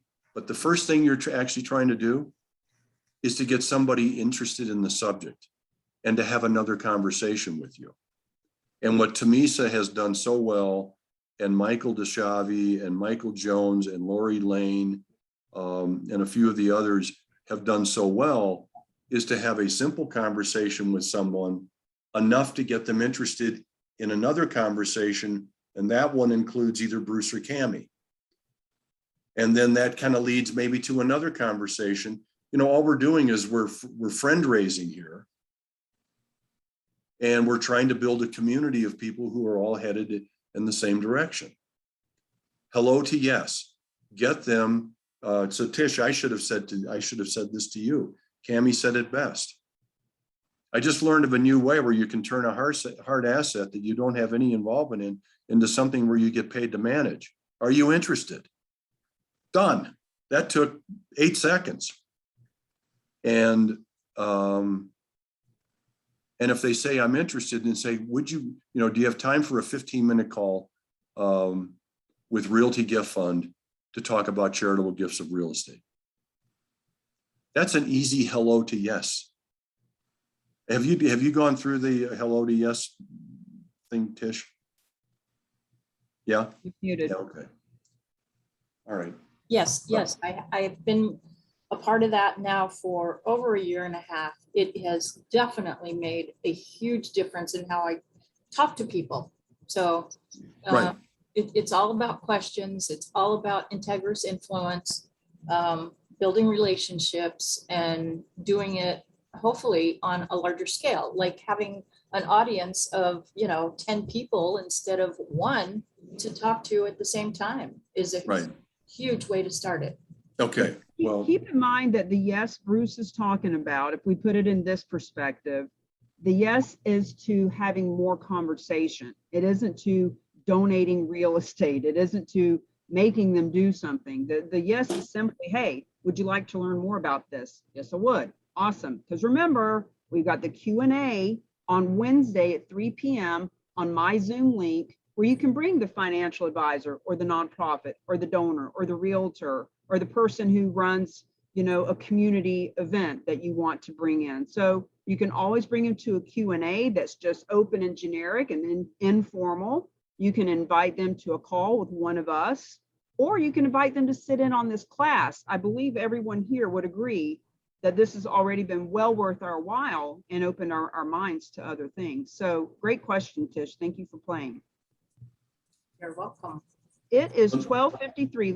Let's share another case study, Bruce, and Okay. let's see if any other questions come up, and then we can take a break. okay, this is going to be I'll make this quick. It's simple, it's loving, it's interesting. I've been working with a private school in Carmel, California. I've never told this story before because it just happened. And actually it's a school that one of my co-founders went to high school. So, they're always pinging him for money, make a contribution to our private school. And he turned the tables on them. He said, well, I could write you a check for $5,000. That's what you asked for. But instead, I'd like to introduce you to Bruce Geis, who's my partner in Realty Gift Fund. And that's how the conversation got started. And I've become very good friends with Amy and Frank at the Stevenson School. And they made several attempts at getting a charitable gift of real estate. The first 2 or 3 failed, and then and they were kind of large, actually. They were in the $2 million range. Finally comes along a guy, 200 and I want to say $30,000 house in Clear Lake, California, built on stilts over the water. You drive up out a peninsula, and all the houses are on stilts over the water. This is in America. I thought that stuff was just like Europe, right? These are in the the Pacific Ocean. Stilts built over the water. He hadn't been there for 10 years. He said, I'd like to make it, if you'll just take this house, I'll just give it to you. And I want the money to go to the school. So we got the key. I got a hold of a broker. She got in there. She said, wow, you can tell he hasn't been here for a long time. This thing needs work. And we set about determining what kind of work, how much. It was 50 grand. Okay. And we knew we needed to sell it to somebody who was willing to undertake that kind of an investment. And it turned out it had to be kind of an investor who was going to do it for money. I'll buy it for this amount. I'm going to spend 50 grand. I've got to make a margin. I'm going to have some closing costs. I've got to be able to put some money in my pocket safely. Here's what I'll pay you. We sold the house as is for $160,000. Okay. It's the cutest little house in the world, but it's just in crummy condition. Okay. Along the way, my donor said, because he asked me, how much are we going to get from this? And I said, I think we're going to produce about $130,000 in charitable funds for you to play with. Because Realty Gift Fund is going to get some too. Okay. That's our $20,000 minimum. This is where our $20,000 was more than 10% of the outcome. And he said, okay, well, stop for a second. I think I want to give the school 100 grand, not 130. Can we change my contract? Sure. Who else do you want to support? I'm thinking his wife wants to say, I want to support my high school. He comes back to me with a list of 8 nonprofits, all small schools, youth, childcare centers, in the education, one in the health, all small in a very small local community where a gift of $5,000 would make a real difference, probably be among the biggest checks the nonprofit gets all year. I got to be honest with you. It touched me right where I needed to be touched at that moment. I was having a hard day. And I realize now that I'm writing a check for $100,000 to one school who brought me the donor and deserves the $100,000. But there are going to be not 9, but 6 nonprofits who get $5,000 each. And he focused them in on nonprofits where $5,000 would make a real difference.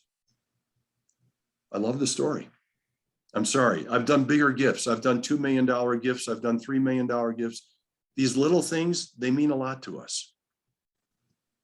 So that's my story. Are we taking a break?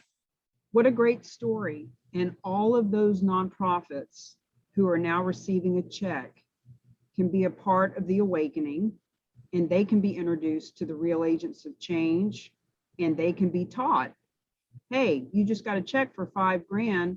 Let's see if you can't get another check and another check. So this is how this spreads. This is how we organically grow. So Cami, I just want you to know I haven't received the addresses of these nonprofits yet, or the names of the people involved. This just came up the other day. So you are right. You're the first person who's going to get the contact and the address and the what have you, and say, this is an example of what happens if you just put your mind to it. There is more of this where this came from. Okay? And imagine each of those nonprofits can send out a press release, right? There are stories that we hear, like the one back in February up in New England, where there was a building donated to the Martin Luther King Center, and it created $1.7 million in proceeds to that organization. And there was a story written about it with a picture of the house and, writing up about the nonprofit. So each one of these nonprofits can have a press release stating, wow, charitable gifts of real estate, we never knew it existed. We just got this check. We'd like to find more. So that's how we leverage. That's how we create more of those. So yes, we are going to take a break. It is right at 1 o'clock. Let's come back at 1:05 and get into the next section. We want to bang through this. So we will see you at 1:05. Cool.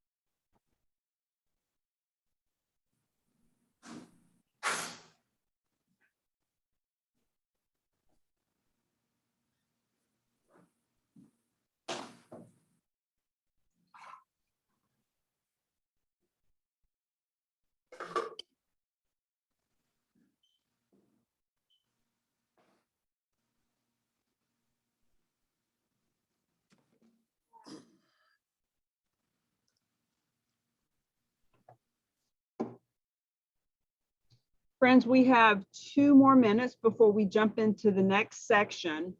But let me just share that we have 5 steps in the Mastery membership and with the Real Agents of Change with what we do. So step number 1 is to learn. Learn what charitable gifting of real estate is. And you're here in the class. This is step number 1, is to learn what this is. Step number 2 is to lead generate. So that's why we're suggesting that you write down these people that you know in all these categories, and we give you that memory jogger to start thinking of who can you reach out to. Lead generation is a huge conversation, and we have that in the Mastery membership. Step number 3 is list and liquidate. Now that we've lead generated and we have found this donation, we need to list it and liquidate it. Hot potato. Got a hot one, time to get rid of it. So we list and liquidate. Number 4 is leverage. How to leverage this listing. And as Bruce is sharing this story, I haven't met that realtor yet. This has been something that has just come up. But imagine that realtor who sold that piece of property, who has 8 or 9 nonprofits that are benefiting from that. So he or she could leverage that with press releases, with sharing it in their social media, with that realtor being able to connect with all 8 or 9 of those nonprofits and offer to do it again. So leverage is a huge conversation. And step number 5 is leave legacy. So you're learning, then we lead generate, we list and liquidate the property, we leverage it and how we're showing up in the world, and now we can all leave more legacy. So it's 1:05. Unless anyone has a quick question, we're going to get into the next segment. You got 2 seconds. 2 seconds. 2 seconds before we introduce Bruce to come back on to the next section. And nobody stepped up, so let's go ahead and get into the next segment. And you've got plenty of time to ask more questions as we go ahead. Go for it, Bruce. Let me see where I am here. I've got to get down to.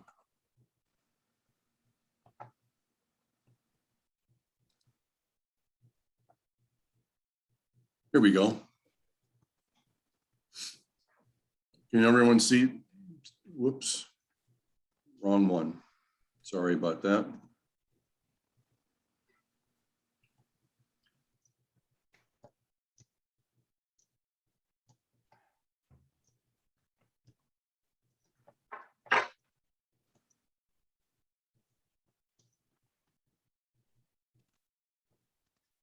This is where we want to be, right here. Okay. Everyone see section 3? Yes. Details, documents, do's, don'ts. Okay. Cammie, you can probably take the lead on this one. What properties could qualify? Okay. This is kind of your deal here. Love it. So let's talk about what qualifies. Really, the canned response to that is anything that's not a timeshare and anything that is marketable, meaning it's something that we can sell. But let's go through and just get our minds growing and thinking. So any kind of residential, and yes, people do donate their primary homes, their second homes, investment properties. For some reason, people tend to think that we're looking for property to get rid of, or that someone wants to unload, or that they don't like, or whatever. But it can be any kind of property commercial, yes, multifamily, office buildings. You'll hear in our case studies examples of almost all of these: storage facilities, restaurants, hospitality. If it's got equity and it's marketable, we will take it as a donation. So let's see what our next. When you think about land, it can be anything that is residential or commercial, anything that can be sold. Bruce tells another story about a piece of property they've received recently where they subdivided it and had 6 or 7 lots from this raw land, 6 or 7 buyers that created another $600,000 to the nonprofit world. It's truly any real estate that is not a timeshare. And when we talk about it being marketable, what that means is it needs to be something that can go under contract quickly. You know, Bruce has mentioned that they have accepted property that is contaminated or, you know, needs a lot of work, etc. But when the current owner owns it and they're asking too much for it, the example he gave earlier, properties on the market for a year because the price is too high. Look, when the price is too high, it's not marketable. But then when it was donated to Realty Gift Fund and they were able to adjust the price, now it is marketable and it sells. So the length of ownership, they need to have owned it for at least a year. I mean, after all, this is around capital gains tax, et cetera, with the IRS, which doesn't come into play unless the property's been owned for a year. Type of ownership.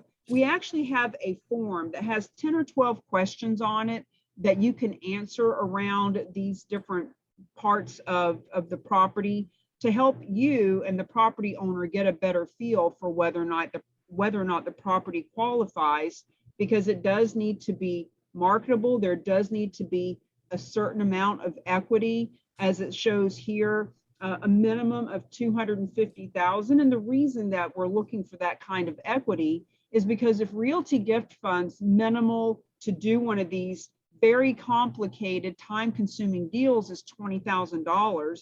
And if we are wanting to be able to market that they keep 10% or less, then it makes sense that the equity needs to be at least 250 to make that happen. But historically, the average has been $540,000, $550,000 for one of these pieces of property. I had a realtor mention to me the other day, wow, if it's 550,000, it must be all commercial property, because in our marketplace, a house is only a couple $100,000.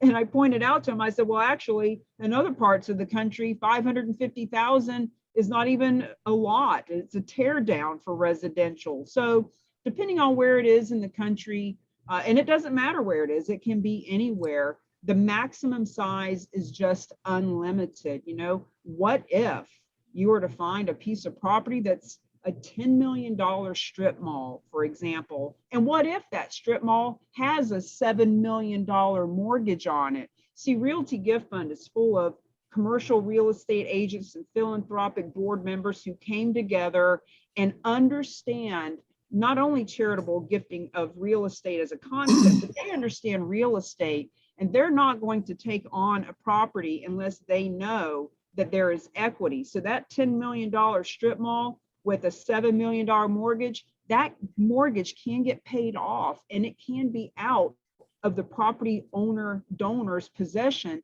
in a very short period of time. And then Realty Gift Fund is going to sell it. So the maximum amount can be any amount. People ask us that all the time. There are certain documents that are required that Bruce is going to go through, but what I want to say to my real estate friends is this is a listing, just like any listing you've ever had. The only difference is you are working with Realty Gift Fund as the seller, which makes them unemotional and willing to pay a full commission. Go ahead, Bruce. So I want you to know that this little discussion we had just a minute ago, the hello to yes, is really sort of part of the process when you deal with Realty Gift Fund. I got a call yesterday from a financial advisor who works for Fidelity Charitable. He has a potential donor with a small portfolio of properties, and we know each other well enough that he knows what the process is. He gave me a brief list of the properties. It was, it's a $675,000 townhouse. It also has a $500,000 office building and a $1 million storage facility. Are you interested? That was the purpose of the question. And the answer from us was yes. The next thing that happens is we get on the phone with that financial advisor and that donor to have a call. And the three of us, to explore what the donor's goals are. And we talk a little bit about the property. Give me an address, if you wouldn't mind. What do you think its value is? Do you have any debt on it? Is it rented? Just some general information about the property, including its address. And from that call, the next thing we do for the donor is, based on those assumptions from that call, we create a net gift estimate. And we're going to go through a net gift estimate in just a little bit, but it is the first thing we do, and it's the last thing we do. When we closed this little home that was built on stilts, and this happened just like a week ago, we started with a net gift estimate based on assumptions. Here's what you said it's worth. Here's what we think we can sell it for. Here's what the cost we think will be. Here's what we think is going to be left over. What do you think you'd like to do with the money? That net gift estimate guides us in the creation of a donation agreement. But as the process goes on, we replace the assumptions with real numbers. Oh, this is what your appraisal was. This is what we actually sold it for. These were our actual costs. This was the actual outcome. The net gift estimate is really important. It is our attempt to be completely transparent with our nonprofit friends and our donors as to what we're doing with each donation that we take. We have created a donation agreement with our own attorneys, and we have created a bargain sale agreement with our own attorneys, and this is what our donors sign. We also make them sign a donation disclosure agreement, which has to do with the fact that they need an appraisal, and we'll talk about that in just a little bit. We also tell them that at the end, when we have sold the property and everything is all done, we will provide them with the IRS Form 8283, which is a non-cash charitable contribution form that they will have signed by their appraiser, by us, and by the donor. And that's what gets attached to the donor's tax return to claim the donor's tax deduction. If we sell the property within 3 years of accepting the gift, we have to provide the IRS a Form 8282 saying this is what we actually sold it for. The appraisal signed in the 8283 said the property was worth $800,000. We actually sold it for $790,000. We have to make that reporting to the IRS. If you're a broker on this call, understand that we sign listing agreements and purchase and sale agreements that are approved by your firm in your state. These are your documents, including all of the disclosures that are required by your firm and your state, okay? We're going to look a little bit at these documents. Most importantly, this thing we call the net gift estimate, and we're saying, here's Mary Jones who wishes to make a gift to the Make-A-Wish Foundation. She has said in the phone call, I think the property is worth $600,000. And I think there's a $150,000 mortgage on the property, which if I transfer title to Realty Gift Fund, needs to be paid off. Realty Gift Fund makes that payment on behalf of the donor to liquidate that mortgage. And what that means is we are in a bargain sale. It is a part cash deal on behalf of the donor and part gift. The gift is $450,000, which is the difference between the appraised value and the check that we have to write to the donor, okay? Now that check to the donor could have been, there's no debt on the property, I just need 150 grand, we don't care, okay? But the gift portion, which passes free of capital gain taxes and qualifies for a charitable deduction, is the 450 in this case. We are going to have closing costs to accept this gift, this first step in this transaction. We're going to do some due diligence. We're going to have some closing costs with the title company. Once we own it, we're going to have some holding costs. We might need to make some repairs. And so $3,000 of these miscellaneous costs, in addition to the 150, we've got $153,000 into it. If we sell the property in the second step for $600,000, the first thing we do is repay ourselves the money we have in it, $153,000. Here's where our broker gets involved. We pay a commission. We pay the title fees again. We have a way of trimming those down because we're paying 2 sets of title fees in a relatively quick period of time. So we know how to do that. And what's left over from a $600,000 sale that can be distributed to the nonprofit world is $405,000. And in the net gift estimate, we say to our donor, in this case, we're going to keep 8%. We do not charge a fee for what we do. We simply keep a portion of the gift that has been made to Realty Gift Fund, on behalf of our donor and on behalf of the nonprofit that's involved. And we say in the net gift estimate, here's how much we're going to send to the nonprofit world. And if the donor looks at this and says, okay, I understand, I get what you're doing, I agree with these assumed numbers, we write a donation agreement, and one of the provisions in the donation agreement says, here's how much Realty Gift Fund is going to retain for its services, 8% of whatever's left over, and the rest of it we're going to grant away, and we name the nonprofits right in the donation agreement, okay? The donation agreement, which I said is something that we created, is really just a real estate agreement, but it has special provisions for the IRS in it. It states the donor's charitable intent. It states an acceptance of the gift by Realty Gift Fund in the recitals.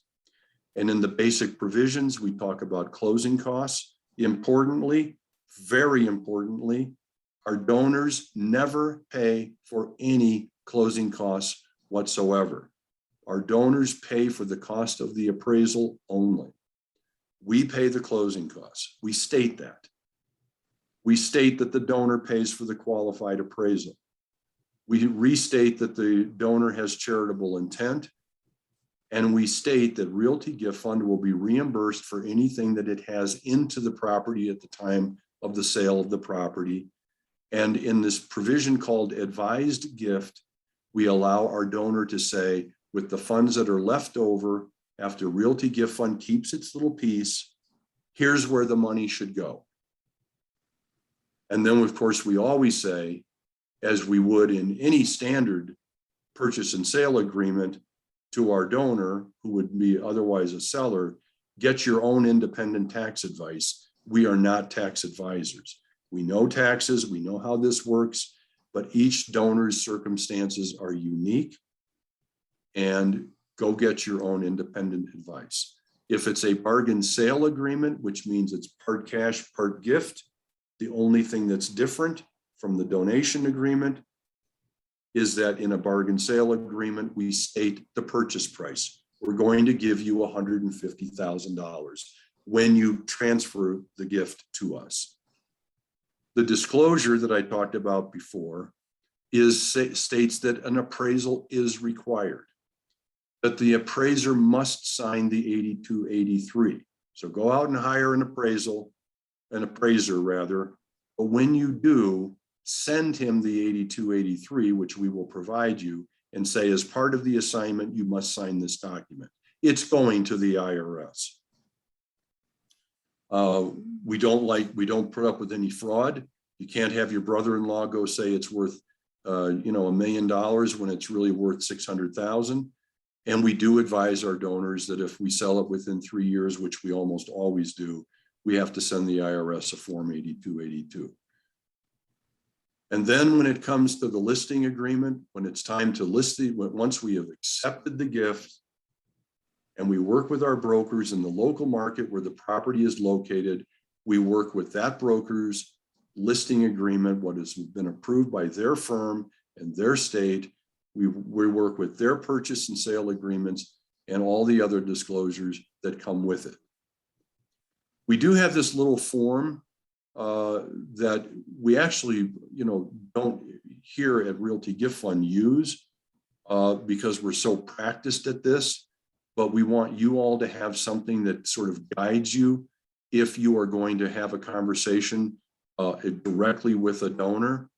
These are the kinds of things we are interested in. Most of all, the donor's goals. I've got a property, it's August, I need to claim my charitable deduction before the end of the year.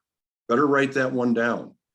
We got to close on the first step, the donation, in 2021, even though we might not sell the property until 2022. We need to know that. I have a mortgage. I'm not sure, I think it's $150,000, but I have a mortgage. We know it needs to be paid off. Or I'm robbing my kids of their inheritance. I would like to buy them, buy an insurance policy, naming them as the beneficiaries. I need 200 grand for that, for a fully paid up policy that benefits my children, who will now just get cash instead of the empty warehouse that we're going to donate to you, because we don't want our kids to have the empty warehouse. They wouldn't know what to do with it. And then on the property, the most important thing, frankly, is the address. What is the address? We can find out a heck of a lot about a piece of property if we just know what the address is. We go out to the public sphere, get a lot of information about where it is, what it is, what its value is. Sometimes these things are leased and we need to know from the donor, is it leased? What term of lease still remains? What kind of rent is being paid? Does it cover the expenses? We need to know these things. But this is a little form that you all can use to guide a conversation. Okay, this is not grilling the donor. This is just having a conversation and casually filling in the blank spaces as each topic shows up. Okay, that is really the end of section 3. Those are the documents. Okay.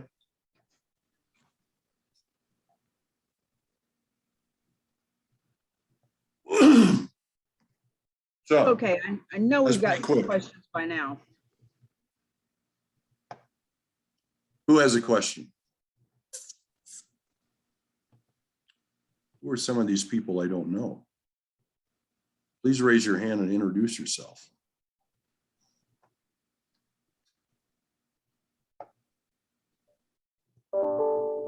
It's all about I positioning. want to introduce my friend, Margaret Dyer. Good. Margaret. She is really, really has been, I don't know, interested in hearing what I've been telling her about charitable real estate. And I think she wants to kind of get involved, even if she's just helping me.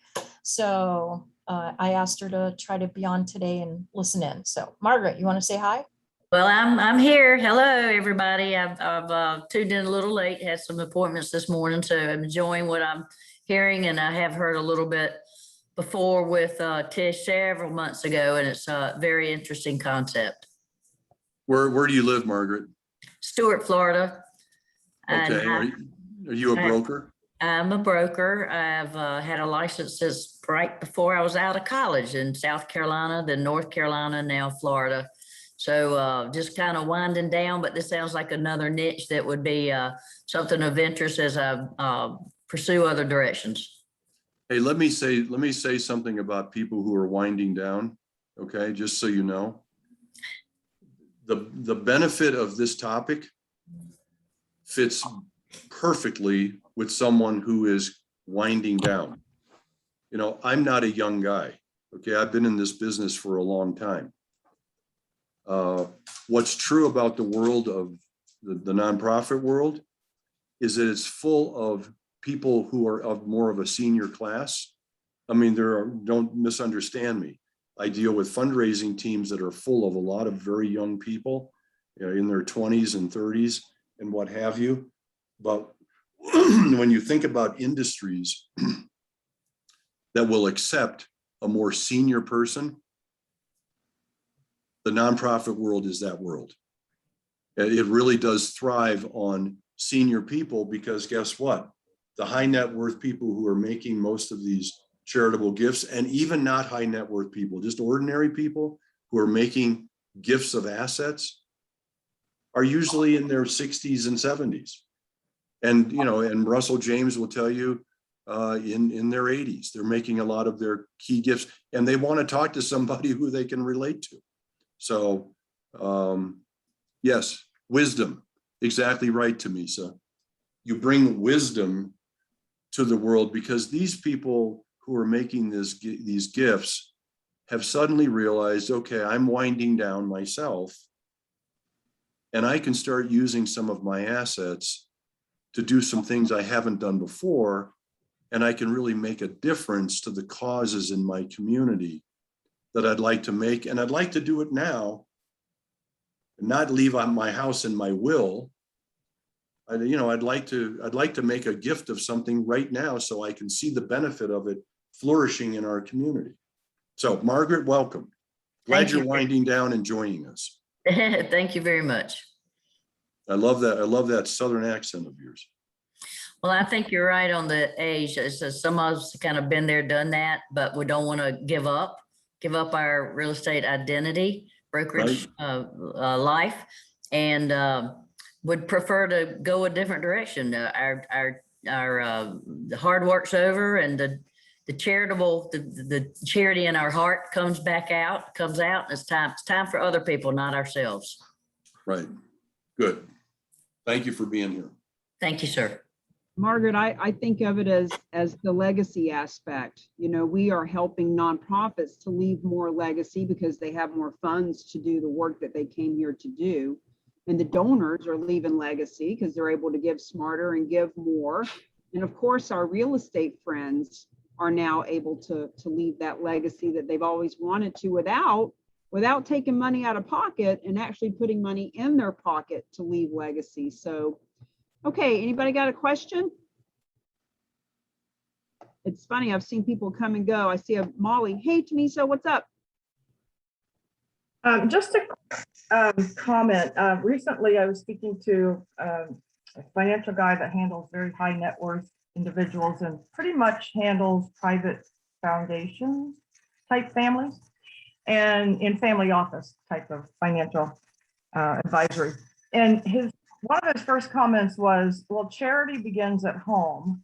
So these high net worth individuals are taking care of their own, which I thought, first of all, that's true. We always hear that charity begins at home, but I was surprised by high net worth type of individuals. They tend to be more giving and generous and donation type to get their name on buildings or walls or plaques or whatever. So I was kind of surprised that he kind of said that and just stopped. And kind of green a comeback was, well, in all that charity that they're giving to home bodies or family members, there's still tax benefits that, you know, maybe they could take advantage of. So, you know, I kind of felt out of my league in where I was coming back with a comment. So do you have any suggestion on something like that? Or is that just the type of person that's, you know, not that philanthropic anyway? I think you were talking to a financial advisor. You got him in a lousy mood. Okay. For one, and that happens to all of us. Okay. I would say that, and maybe not, maybe this was a financial advisor who has sort of a narrow focus, but you know, the truth of the matter is if you have a private foundation, you have an IRS obligation. It is not your option. It is a requirement that you grant away 5% of the corpus of your foundation's assets every year to the 501c3 world. Okay, and those are not your children, by the way. You can put your children on the board or as staff members of the foundation, and you can pay them a salary.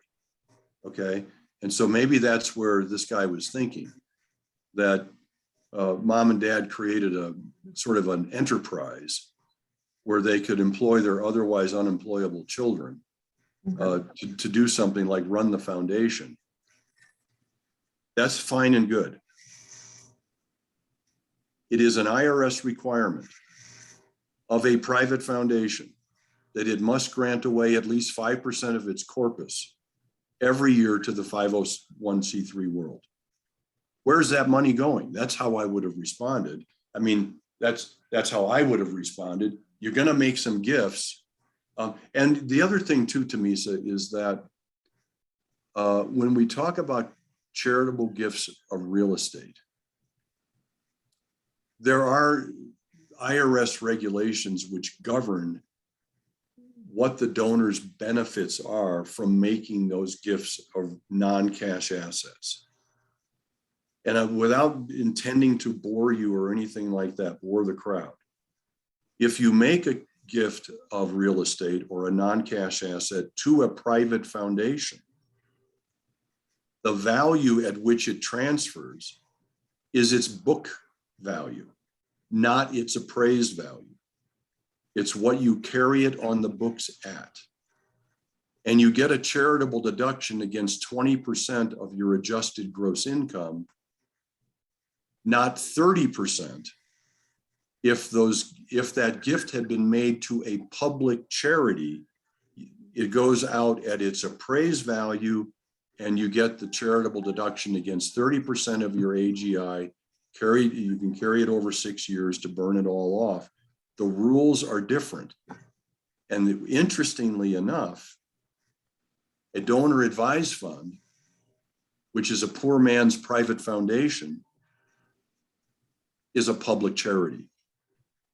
So gifts of assets into a donor advised fund go at full market value, appraised value, and have the highest deduction benefit that is available to the nonprofit world, as opposed to gifts that are made into foundations. So I know many people who I have a local friend here right now, Cammie knows him,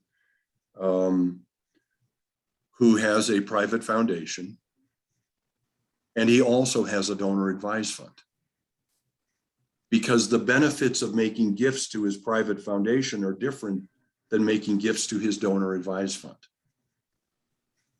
And he manipulates, he's a smart guy. It's why he's rich.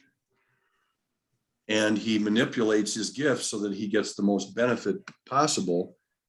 The foundation must make grants every year at 5% or more of its value of its assets. A donor advised fund does not have that requirement. You can have a donor advised fund and not make any grants for 3 years. Let the fund grow in value before you start you can say, I'm going to wait until this thing's worth $1 million before I start making any gifts.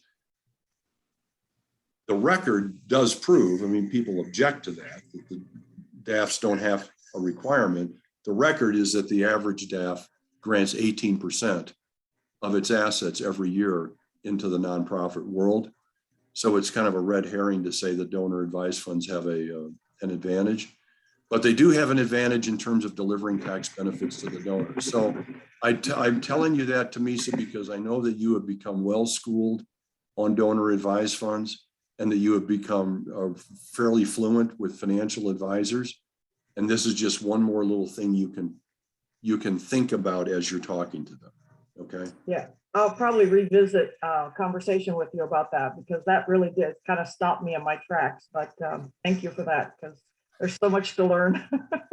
Yeah, and Cammie and I talk about this all the time. We might as well just say this right now to all of you who are on this call. There are some people here like Tamisa and Lori and Michael Jones and Michael DeShavi who have been on this class 5-6 times. Okay. I think they just like, you know, we all like each other, and we all like being with each other once a month, and we like talking about this topic. But every time we do join together to talk about this topic, new things come up and everyone learns a little more. And you're entitled to come as many times as you want. Okay. The goal here, if you're a one-timer, is not to make you as fluent as perhaps I am in this.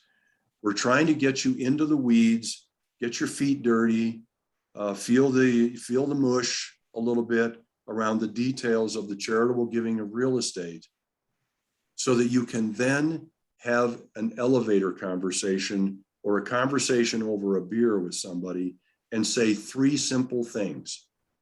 I heard a really interesting story last night. It made me think of you. I thought you would be interested. Would you be interested in learning more? It's a way of going from hello to yes in 3 minutes by just sharing sort of the high level thought that you take out of this class, and make yourself comfortable enough to just bring the topic up. Because if they say yes, you don't need to do anything except arrange a phone call with either Cammie or Bruce. Okay, and then we can get a little bit deeper into the weeds, and we go as deep as we need to go to make everyone feel comfortable. You know, I've had conversations with many of the people on the phone here 15, 20 times. It just, you know, we're all trying to make a difference here. Thank And you. let me just say Thank you. also that, look, just like any conversation we have in real estate or fundraising or sitting at a bar chatting with people, we are going to meet people that we don't click with, and we're going to meet people that we do and have fabulous conversations. So on one hand, we do want to be very articulate and knowledgeable and know what the comebacks are. And it would have been great for Tamisa to have had a little bit of that, to kind of verbally duke it out with that guy, just to keep her own posture, right? But ultimately, he's a no. And there's a lot of, like, for example, here in Florida, Jessica Peterson has introduced me to a guy named Mark who has 15,000 real estate agents in his corral. He does something with a closing gift, a digital type of closing gift. And he understands this so well that he is just bending over backwards to introduce me to company owners and title companies. And we've talked 5 or 6 times in the last 10 days about how he can introduce me to people. He just really, really gets it. And then there was a real estate agent that I was introduced to who apparently does really high-end luxury stuff. And she was just asking me so many random questions that were completely irrelevant, and saying things like, well, you know, market pricing, and she doesn't have any listings that can be donated, and talking about having too many buyers. Like, she was just all over the place and completely just didn't get what we were talking about at all. And so I wasn't going to try to convince her to understand this. I was very friendly and just let the conversation go. So some will, some won't. Some are waiting to see what you do with it, to see if they want to get involved. Some are waiting for you to call them. So I see Molly here. Let's see. She just says she's saying hello from Denver, Colorado.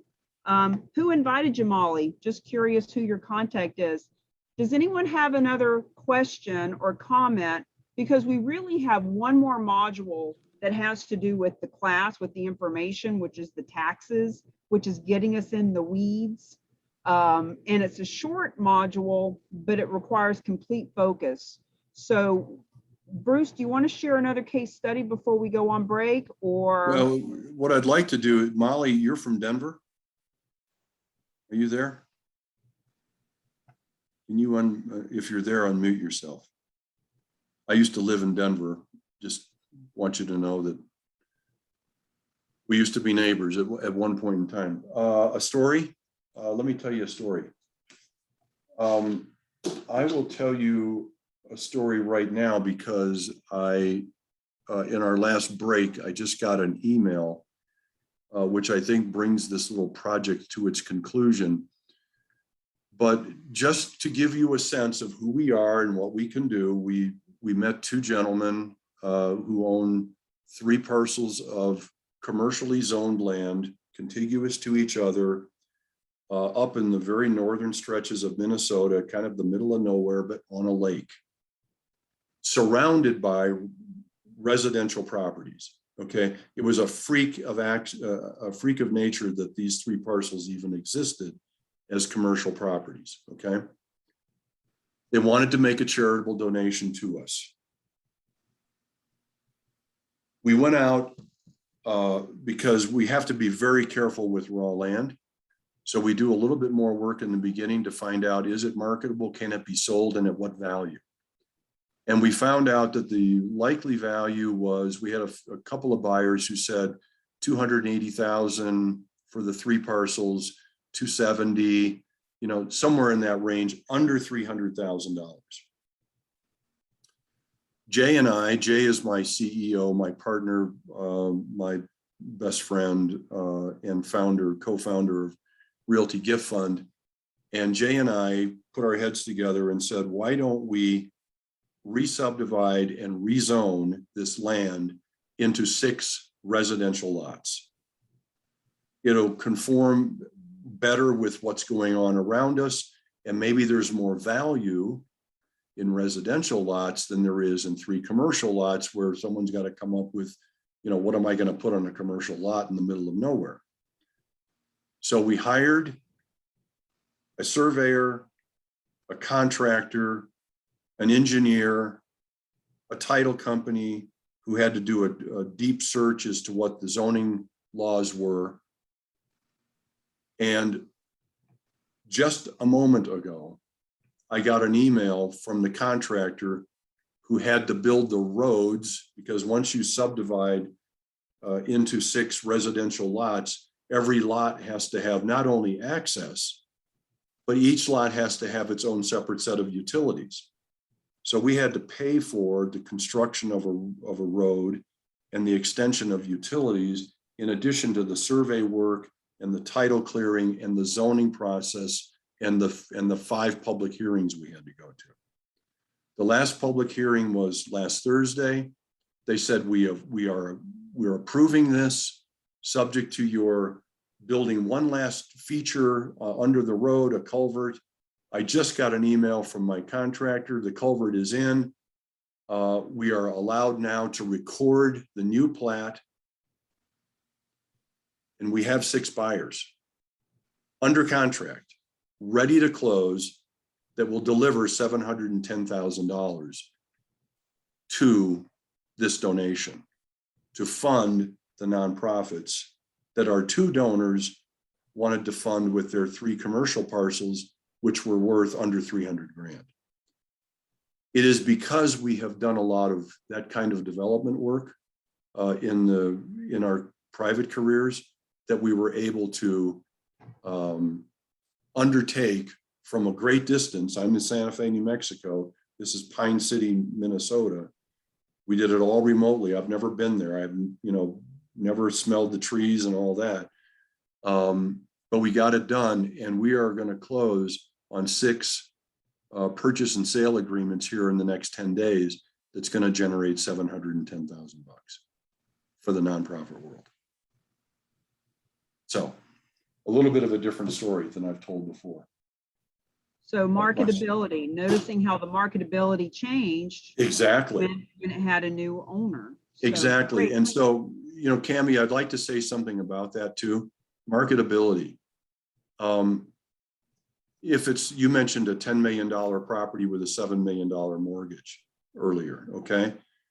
I've just told you the story of something, one thing was not marketable. This other thing is marketable. This is what we evaluate when we hear a story about a piece of real estate. We do not need a nonprofit fielding a suggestion from a donor and saying no to the donor.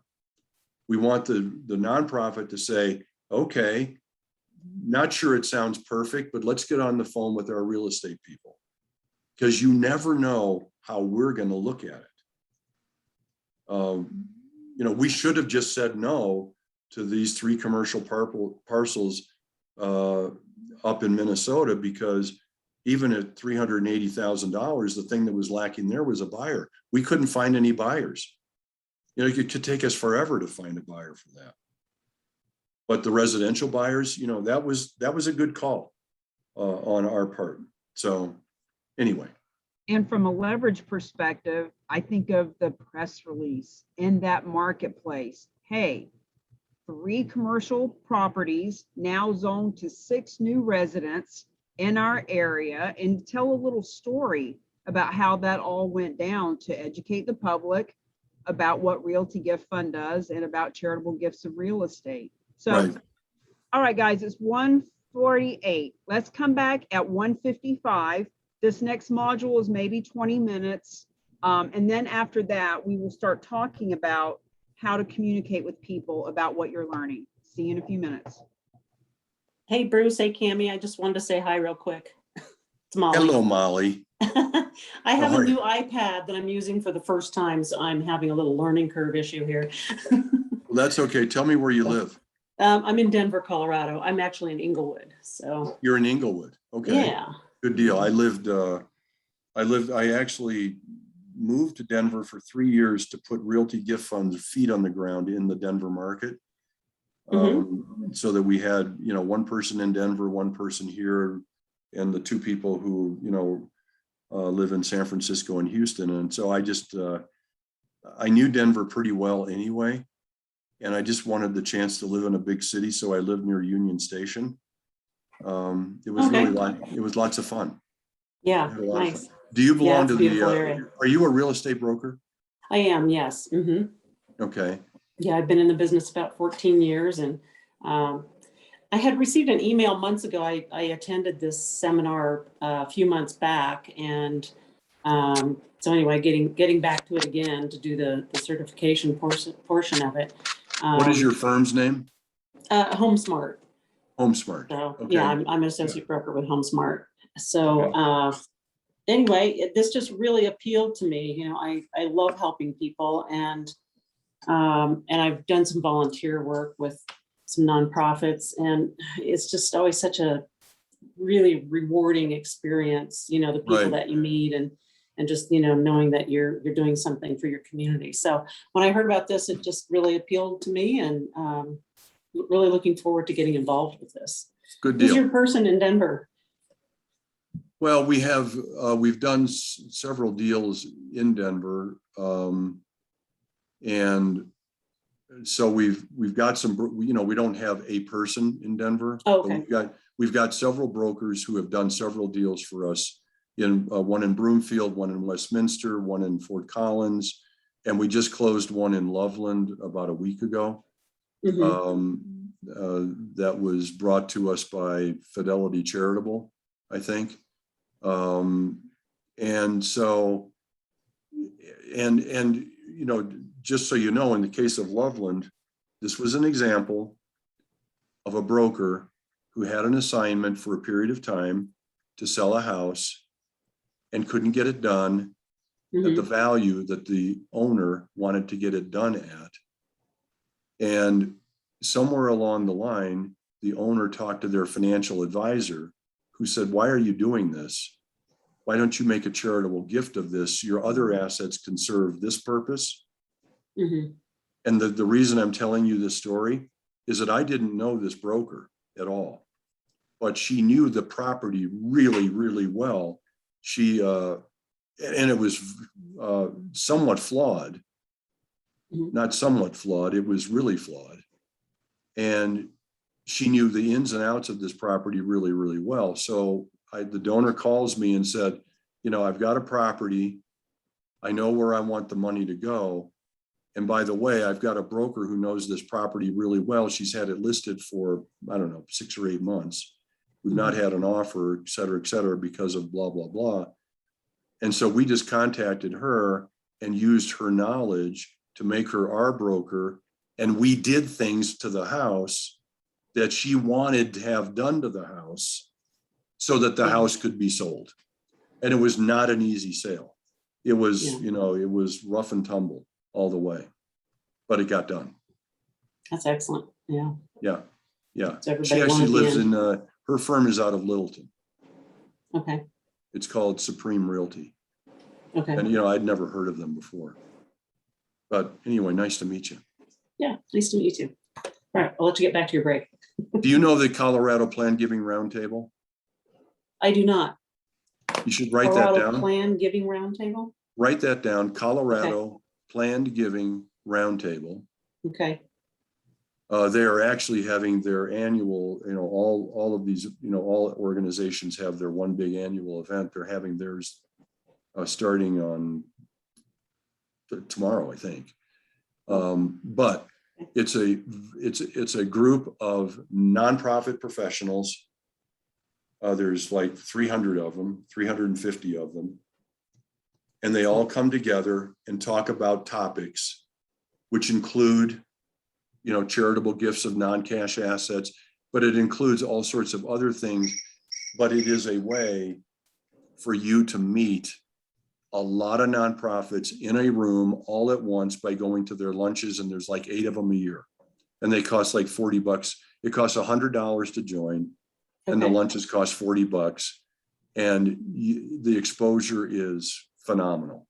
If you are Excellent. Okay. interested in making a little bit of an entry into the nonprofit world, they're all Yes, sitting there absolutely. waiting for Yeah. you to show up. Okay, Okay. Thank you for the tip. Appreciate it. Yeah. good. All right. Thanks.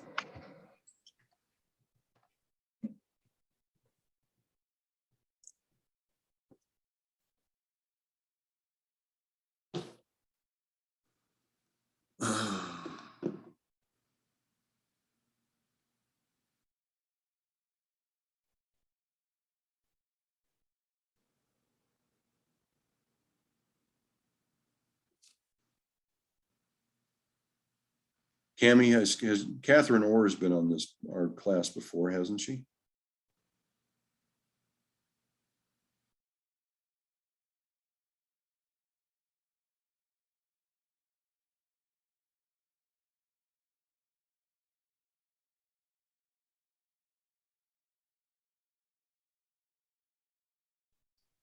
Cammy, you're on mute. We can't hear you. Oh, hi. I was just saying Anthony Dempsey is here from one of the nonprofits that Michael and I spoke with earlier this week. Anthony, if you'd like to come on and say hello, we'd like to say hello really quick and then get on with the training if you'd like to unmute yourself.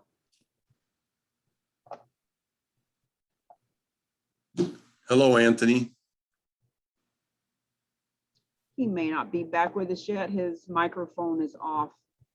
All Right. right, well, let's jump on in. It's 1:55. Bruce, if you want to share a screen. Guys, this is the weeds. This is a lot of detail about numbers, and it is fascinating to learn about charitable leverage. But please, please, please do not think you need to understand this enough to explain it. We are simply showing you the benefits of charitable gifts of real estate. Okay, so apologies in advance. Put your thinking caps on. Just follow along one number at a time. And at the end of it, we'll leave you with one thought about the charitable giving of real estate.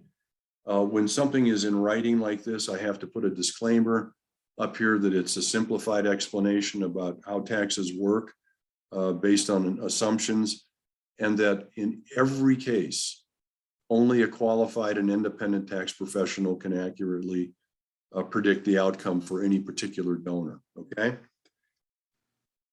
I don't think we actually had up on the screen this little description before, but we've referred to 2 steps. The charitable gift of a non-cash asset, whether it's stocks or an airplane or art or Bitcoins or real estate, is 2 steps. You know, unlike a gift of cash, you write a check to the Cancer Society, they put it in their bank account, done. You make a gift of real estate. It is 2 steps. First, there is a donation. The deed transfers from the donor to the nonprofit, in this case, Realty Gift Fund. Now the nonprofit owns the property and wants to convert it to cash and therefore has to sell the property. That is step two. Sometimes the difference in time between step one and step two can be 15 minutes. I'll tell you how.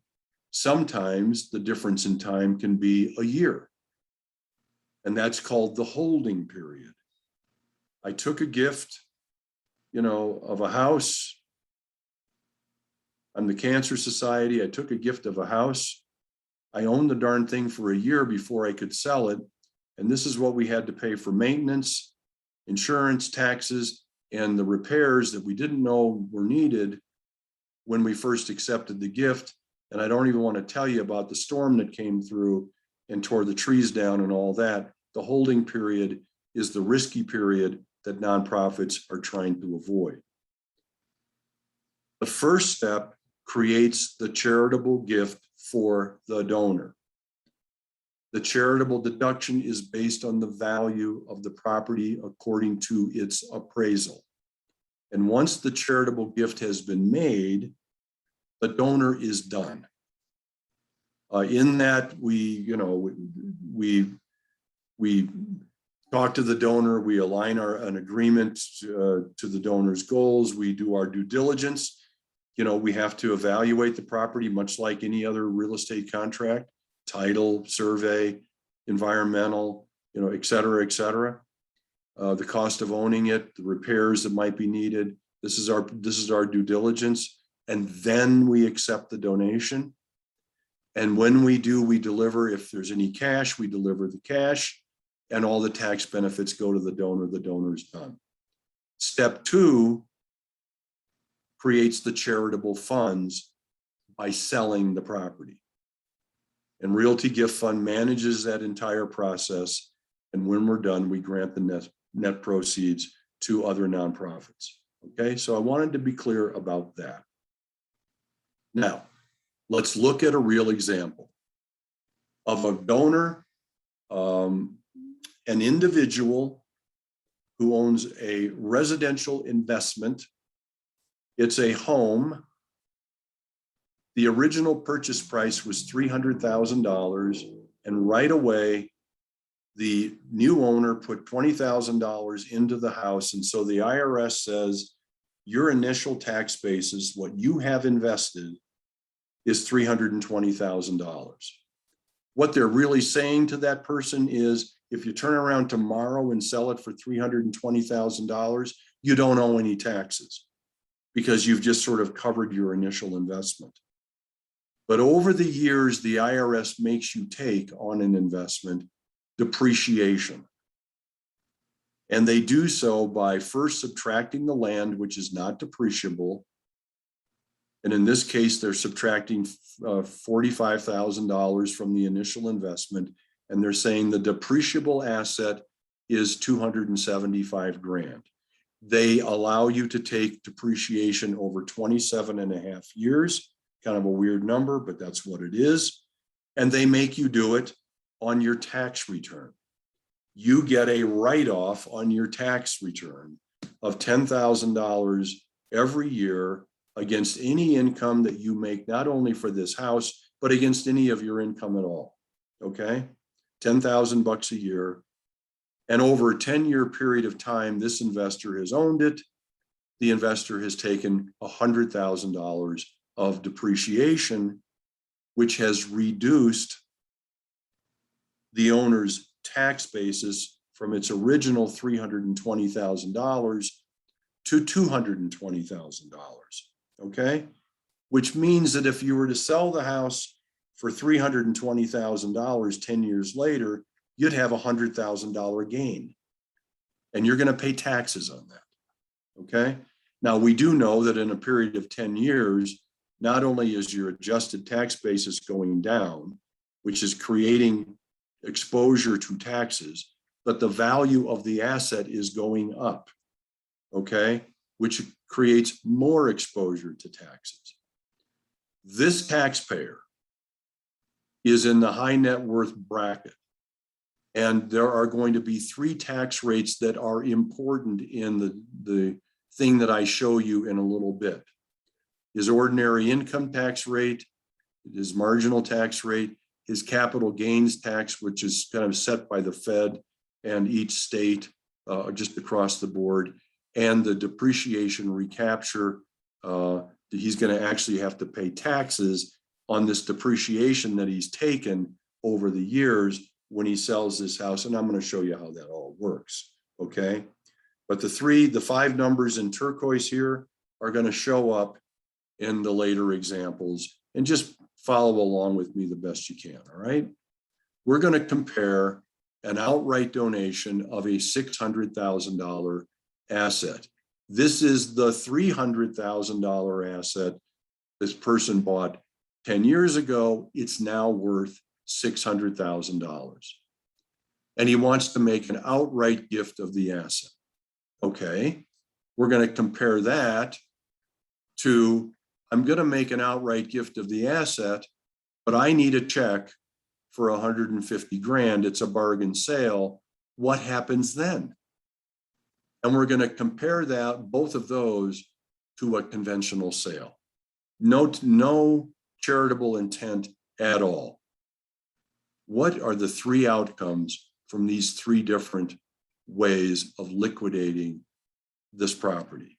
So let's stick with the conventional sale. Okay, this is a sale by owner, hires a broker, $600,000 sale. Not only is the broker getting paid 6%, but there are title fees, and there might be proration of property taxes and what have you. The cost to the donor, $42,000. The cost to the seller, $42,000. The seller nets 558 grand, on which the seller owes taxes. Okay, how much taxes will this person pay? His new adjusted tax basis after 10 years is $220,000. And so the difference between the current adjusted tax basis and the $558,000 is the seller's gain. He's going to pay taxes on $338,000. He's going to pay those taxes according to 2 different tax rates. First, he has to pay taxes on the depreciation that he's taken over 10 years. And the rest of it, which is 338 less 100,000, 238,000, is going to be charged at the capital gain rate. 2 different tax rates apply here. The bottom line is it's $102,000 worth of taxes that this seller has paid to the government. And so the seller is really left with, after taxes, with $455,000. Okay? Now, that's not a bad outcome. I mean, he invested $300,000. He's now walking away with $455,000. And this is not a bad outcome for this person. But guess what? This seller actually had made an offer to donate this property to his favorite charity, who had said no, thank you. But the charity did say, please go sell that property, pay your taxes, and when you're done, give us a check for the rest. And this guy said, okay, that sounds easy. I'll do that. Here is the outcome, the after-tax outcome, if we go a step further and make a charitable gift of the net proceeds that are left over after the seller has paid his taxes. The nonprofit, in this case, we're saying Realty Gift Fund, has made no cash payment to the donor, so the donor's not getting any of that. But there is a cash value to the seller here of making a charitable gift of this cash amount. $455,000 of gift times the ordinary tax rate of the seller means that he is going to avoid $208,000, almost $209,000 in taxes on future income over a 6-year period. It's like the government wrote him a check for $208,700. That is a cash benefit to the donor. The nonprofit received a check for $455,700. So the total cash benefit to both parties is $664,000. Those were the charitable, well, the charitable funds were really the $455,000. But the charitable leverage, what we call charitable leverage, is when you take a $600,000 property and you end up with a total cash benefit of $664,000. Charitable leverage, 11%. Now, I think that's pretty impressive. Here's a guy who is smart enough to say, I can create more from my sale of my house if I use my proceeds in the charitable world. But let's take a look at what happens if he had actually made that gift directly to the nonprofit. And Realty Gift Fund would accept this house. We have done that, and we do that. So what happens in that case is that the charitable gift is no longer $455,000. It's the value of the asset, the appraised value of the asset, $600,000. It passes to Realty Gift Fund free of taxes. Okay? We sell the asset for $600,000. Because there is 2 steps involved in our process, not a single step, we have slightly higher closing costs, 7.5% instead of 7%. So the net proceeds are $555,000. Okay? We have taken the gift, we have sold the asset, we have ended up with $555,000. Because there were no taxes paid on the property, the net proceeds that can be distributed now to the nonprofit world are $555,000, not $455,000. And so what are the after-tax cash benefits to all the parties here? Well, the donor has made a $600,000 gift times his tax rate, which gives him a cash benefit against future income of $275,000. The nonprofit has received $555,000 of cash. That's what's been left over. And so $829,000, almost $830,000 has been produced by a $600,000 asset. Charitable leverage, 38%. We have generated 38% more cash benefit on a house, a property valued and sold at $600,000. I'm going to tell you something. This is what I want you to leave. I want this thought to be carried away with you today, that more cash benefit can be created by making a charitable gift of an asset than just the asset's value. We said we would compare this to the case where a donor needed some cash out of this donation. In the case of a bargain sale, the cash amount is taxable. It's a partial cash payment to the donor. It is taxable. The rest of it is not. The gift portion is $450,000. So we sell the asset for $600,000. We end up with the same $555,000 that we ended up with before. And we do, and the donor does pay taxes on the $150,000 of cash that he got, but on a prorated basis, which in this case comes up to $28,600.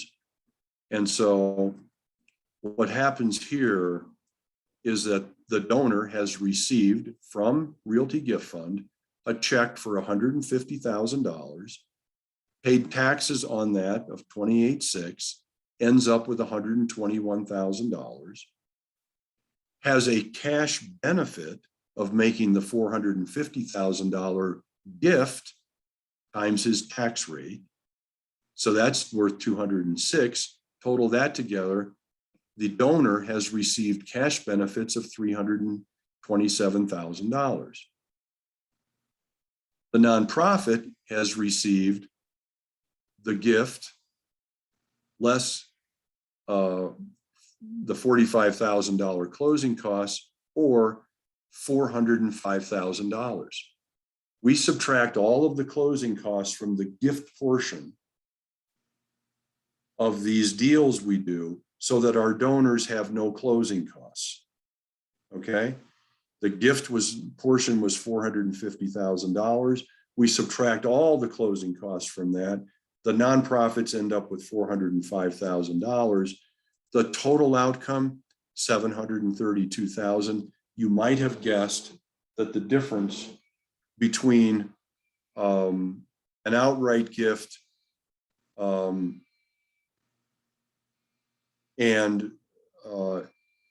you might have guessed that a bargain sale, which is part cash, part gift, would not have produced as much of a charitable leverage as the outright gift. In fact, it creates 22%. Okay. So these are the things that we do share with our donors when we get into early discussions with them, and they often bring their tax advisors with them to our calls, and we guide them through this. And we say, does this apply to you? Do we have this right? Is this his tax rate?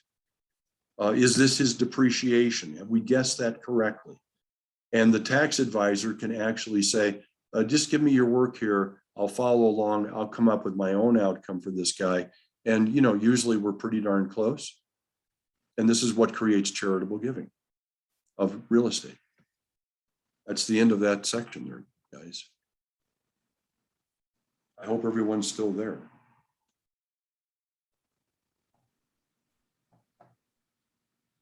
Whew. That was a lot, and it's so good. I love it every time I hear it. Questions, thoughts? I'm always apologetic when I do it though, Cammie. You know, even the people who have sat in on this class more than once. Yeah, Lori says, I need more coffee and I've done this before. I get it, Lori. You know, more caffeine. The point is, gang, is that this is tax law that has been around since 1917. Realty Gift Fund has not invented anything here. We have simply picked up the pieces that were laying dormant on the ground and put together a process by which people could make charitable gifts of their complex assets and do it in a simple and safe way that complies with IRS regulations. And what happens when you do? The outcome is so much more than writing checks for $5, $10, $15, $50,000. If you talk to Russell James, if you talk to Jackie Franey, people who are leaders in the community, the fundraising community, they say it a little more tactfully than I'm going to say it right now. A gift of cash is a dumb gift. Okay, when it gets beyond $5,000, it had better be an asset that you're giving, where you're getting some tax benefits for it. So the charitable gifting of real estate wasn't invented by Realty Gift Fund, been around for 100 years. And what they do, they've been doing for many years, but the reason the Real Agents of Change was created was for this moment, so that we can put Realty Gift Fund and their brilliance and ability to do these transactions in front of hundreds and thousands and tens of thousands of realtors, nonprofits, and other concerned citizens who want to be a part of the awakening. Cammie, I don't know if you saw, but last night, just so you all know, Cammie and I made a presentation to 20 or so fundraisers yesterday who are all affiliated with National Jewish Health, with whom we have a relationship. And the head of the fundraising activity at National Jewish wanted his fundraisers to get sort of an update on charitable gifts of real estate. Cammie, I took those last 3 pages that we created specifically for National Jewish Health, and I tacked them on the end of this class.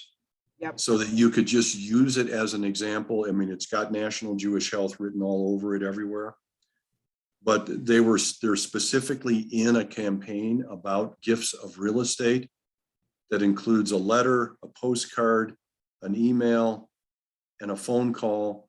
And they asked Cammie and I to come up with a way to communicate how to use the process they've created and sort of a refresher on real estate to produce people who are interested in giving real estate. So Cammie, I'm just going to let you, when the time is ripe, you can take back control if you want, or I'll drive for you.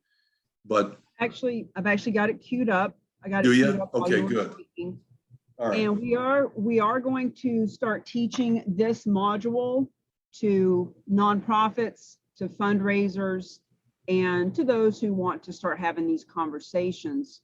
So before we jump into that, it's a whole shift of mindset from these taxes and all the numbers that are rolling in our head. I just really want to give you all the opportunity right now to speak with Bruce about any of that part of it. And keep in mind, if you're here as a VIP guest of one of us, as a free participant, and this is all you needed, awesome.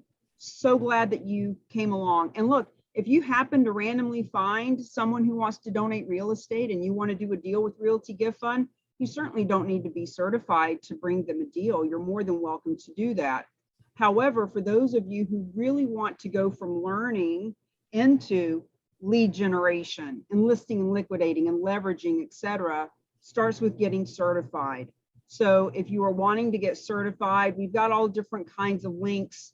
For me, I can make it really simple and just put my PayPal in the chat. And if you pay the $200, then you take the test, you get certified. Next week, we're going to start implementing the map of the United States, where you'll be featured on the map as a certified individual.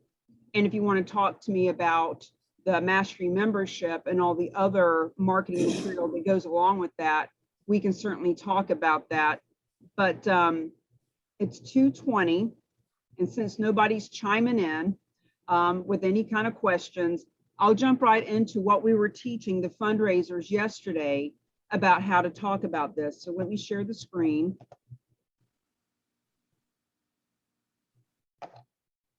So you hear us talk about the 4 S's a lot, and it is simply share a story,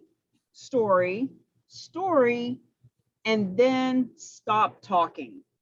Stop talking. So when people ask, how do I bring this up? How do I talk to anyone? Listen, it truly is about sharing a story. Now, this particular module for National Jewish Health is all about the Linda story, the woman who donated the cabin that resulted in $40,000 for their nonprofit. It's one of our favorite stories to share because it's just so simple. And we all know someone who's donated $25 a year that we wouldn't think would be some huge philanthropist, but we all have a Linda. So it's an easy one. I'm going to use that story right now. But for any of you who have more sophisticated people you want to talk to, you can share the stories about strip malls or office buildings, or when we gave a check for $152,000 to the MS Society over 300,000 to Fidelity Charitables, etc. So you want to pick a story that resonates with you. And this is the way that we shared with them to start a conversation, keeping in mind that these fundraisers were following up on a marketing piece that had been sent out to the people that they're calling. Now, I'm going to assume 90% of the people they talked to never saw the marketing piece. It probably went in the junk mail and they never saw it, but it is something for them to follow up on. For those of you who are part of our whole tribe and you've been sending out social media pieces around charitable gifting of real estate, maybe you've sent an email, you can also use this as a follow-up too. So basically, generous supporters just like you are donating real estate to nonprofits all the time. And I wanted to make sure you're aware of it. In other words, I just skipped over the part about the communications, unless you have put out an email or a social media piece. Now, I'm going to break this down just a little bit to give you a little bit of the psychology behind this that we delve into much deeper in the Mastery membership. And Dr. James is going to be helping us create some modules around this. But the words that we've chosen here are very specific. Generous supporters just like you. So in this case, these folks are calling donors of this nonprofit. And we want the person on the other end of the phone to be seen and recognized as a generous supporter. And the part of just like you is important too. Psychologically, it helps them to feel like they're part of something bigger, like other people just like them are already doing this. People want to be a part of something that's happening. So psychologically, it's important that they know that people just like them are already doing this. So I wanted to make sure you're aware of it. What we talk about is now that we're starting to tell the story, in this case of Linda Grable's story, the second part of it is to start thinking about bringing into this story what's important to the specific person that you're talking to. So if you're talking to a donor that you know, Eldon, you know that this person loves veterans, they are a veteran, their father was a veteran, they volunteer for you, you know that they are heart-centered about veterans, then you might want to speak to them more about being a bigger contribution to the veterans they support, about leaving a legacy, about being able to give smarter so that they can give from their wealth bucket as opposed to their cash bucket. But there might be someone that you talk to that you know is just a numbers person. They are all about business and they're wanting to get a tax deduction. So for example, when we say, see the benefits to the donors, you want to be thinking about, listen guys, you got to prepare for these conversations just like you prepare for a listing agreement, just like you prepare to talk to any donor or go into any conversation. If you know you're going to be talking to somebody who's all about the numbers, you can speak directly about avoiding the capital gains or, you know, having that huge tax deduction at the end of the year. So the story that you share needs to resonate with the person you're talking to, what's in it for them. You want them to know that you thought about them because of this specific story, and then you want to stop talking. So for example, I'm going to use Eldon as an example. Eldon, you're calling one of the supporters that you have. This is very much in alignment with you. Hey, Bill, bro, listen, generous supporters just like you of nonprofits all over the country are actually donating real estate, and I wanted to make sure you're aware of it. This is a way that our veterans, that we can help dozens, hundreds, thousands of more veterans, and it doesn't require any cash out of your pocket. So notice I shared a story and then I stopped talking. I just shared enough with Bill to let him know that we can help more veterans with no cash out of his pocket. Now, if Bill is any kind of human being that has communication skills, he's going to say something like, what do you mean, Eldon? How does that work? How can I give more without giving cash out of my pocket? In other words, let them ask you. Let them ask you to continue. One of the issues that we have is we start to verbally vomit on people, and we try to explain everything, and we confuse them, and we're telling them things that aren't important to them. So you share a little bit of a story and you stop talking. Now, on that note, I want to come back and just chat with everybody for a minute. And I'd like to talk about someone specifically that you're wanting to talk to. So Dean, I know you're with Eldon. Eldon, you're still on. Let's have you come on, Eldon, just because I'm playing with you and I know you're really into this. Who are some donors? Who's one donor that you can think of that you'd like to talk to about this? Oh, there's a donor. I was just thinking of this individual role playing in my head about this kind of conversation north of us. He's been a strong donor of ours for several years. He's a patriarch of a family that has a foundation that gives as well. I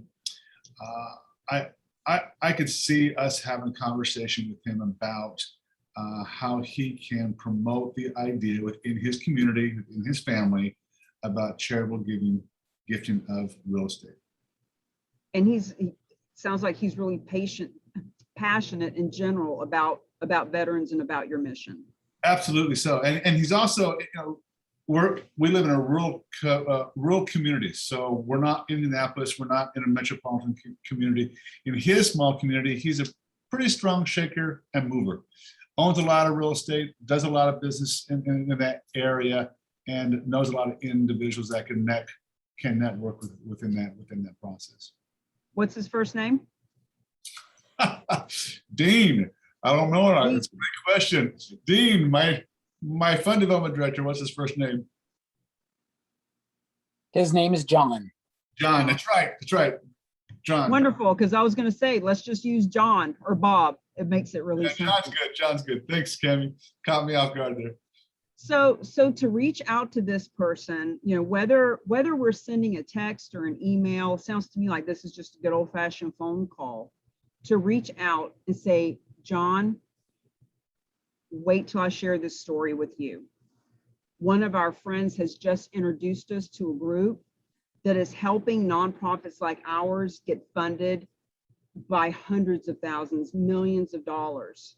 And when I heard about it, I thought of you. And you can either let him ask you, or you can flat out tell him, this has to do with charitable gifts of real estate, and I'd love for you to learn more about this. So this guy is going to ask you questions. And let me put a pin in that. I want to go back to the next screen for just a second, because the next part of this training that we put together is all around how to respond to questions, guys. So people will ask you a lot of really basic questions that we've heard a lot over and over. These are a little bit more specific, but notice how, if someone asks you, well, how do they determine the value of the tax deduction? By appraisal. Do I need an appraisal? Yes. Can it be from anywhere in the country? Can these properties come from anywhere, Eldon? Yep, anywhere in the world. Can my property have debt? What if I have debt that I need to pay off? These are really basic questions that you can say yes and answer in a word or two. But ultimately, please keep in mind, anyone who's asking you any questions, what have we learned in sales in general? If they ask a question, it means that they have interest. They have interest in learning more. So it's great that they're asking questions. These first basic ones, answer it very basically, and then offer to get them on the phone with one of us. Offer to invite them to one of the Q&As we do on Wednesday. Offer to invite them to this class. These questions down at the bottom about the taxes and what qualifies and how long does it take and how does the process work and all this, we want you guys to know This isn't about you learning all that and trying to explain how this works, because if we confuse people, you just lost a huge donation to your nonprofit. You don't want to confuse them at all. So we'll share this slide with you just to give you an idea of what we're talking about. But if it's a basic question, you answer it and then invite them to get on the phone with Bruce or myself or one of the Q&As. So let's role play that. Let's role play that, Eldon. Why don't you call Bruce, because Bruce is here. Bruce can play John. And he can just simply ask a question that's very common that you might get. And let's role play through what it would look like and how you would just want to say, you know what, that's a great question. Let's get you on the phone with our real estate team. What's a good time for you? So John likes face-to-face. So I've walked into your shop, and we just had a conversation and shared with him about what we're doing and the charitable gift. Well, I'm really, if you've walked into my office and I reach out to give you a hug and say, Eldon, great to see you. Glad you're here. What's on your, what's going on? Well, John, we've talked about our outreach to veterans at risk, and I promise to keep you in mind of what we're doing. But I also found out some wonderful information. Since you're a shaker mover within the area as a businessman and own property, I didn't know if you were aware of what was called charitable gift giving of real estate, and that the Journey Home is now able to take real estate as donations because of this wonderful opportunity. Eldon, the charitable giving of real estate in my world makes all the sense in the world. I've given assets before to you in the form of stocks. I don't see why this would be any different, but your ability to accept a charitable gift of a complex asset, that surprises me. And I'd really like to know more about that. Well, and that's why I'm here, because it is a complicated process, and we have not accepted these in the past, but we have hooked up with some specialized non-for-profits that takes the complexity out of that process and supports the donor in that giving, and then allows the non-for-profit to receive that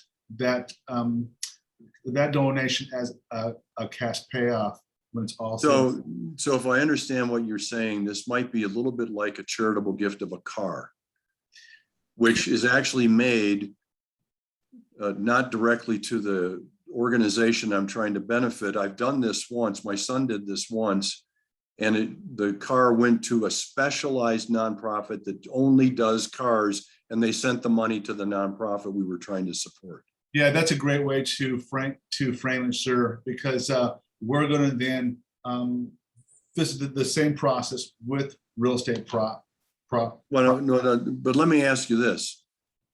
How much is this specialized nonprofit going to keep from a gift of real estate? I'm thinking, I've got this mountain cabin that Louise and I have been going to for 30 years, and we're not going there much anymore. It needs a little work, and we're trying to decide what to do with it.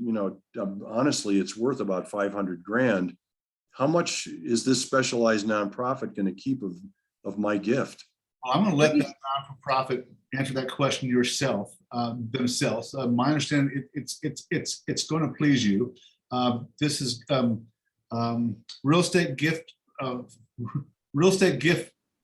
fund organization. Let me get you on a Zoom call with one of their partners, Bruce, and maybe even somebody else, Cami, and you can ask those questions and see if there's a fit for you in that context. Okay, is there a place where I could go? You said Realty Gift Fund. Is there a place where I could go vet them on the internet before I agree to a phone call like this?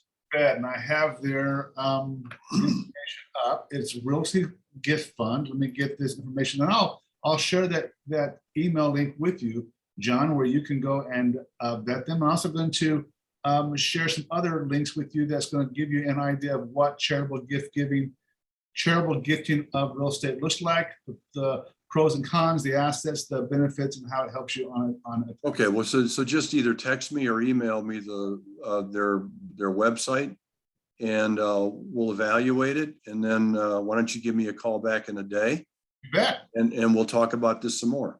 Awesome. Thank you. Awesome. Awesome, guys. Great job. So the whole point with that is to just give them a little. And when Bruce asked you, how much do they keep? I was going to stop you and say, this is a good time to say, you're asking a lot of great questions. I need to just put you in touch with them. I don't know all the details. Yeah, but he did it himself. Well, he did. That's why I stopped talking. So, don't feel like you got to answer a ton of questions. Someone like that, and guys, you are going to run into these people.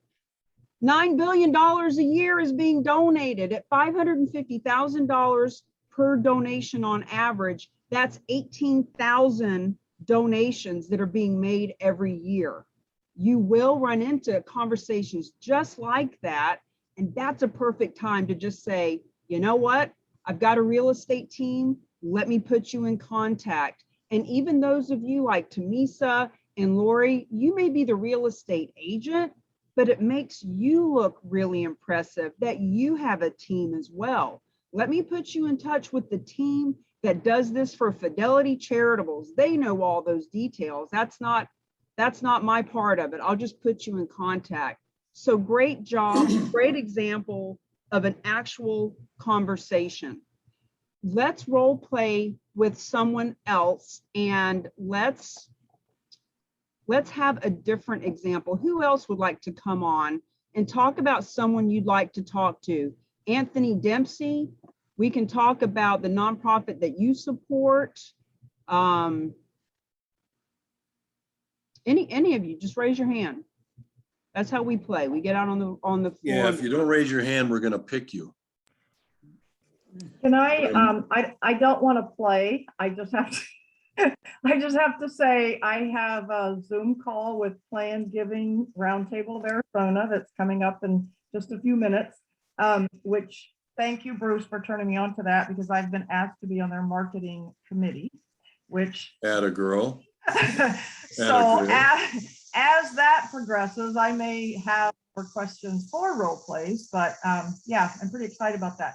But this has been great as usual, and I have to run. So carry on, and y'all have fun playing. Bye. Guys, Bye, Tamisa. Tamisa's in the Real Agents of Change, and she's in the private group. You'll want to reach out to her. Notice that we are bringing together resources and relationships that lead to the revenue, and Tamisa can help you with language, Michael Jones, etc. So who wants to jump on and play? Bye, Tamisa.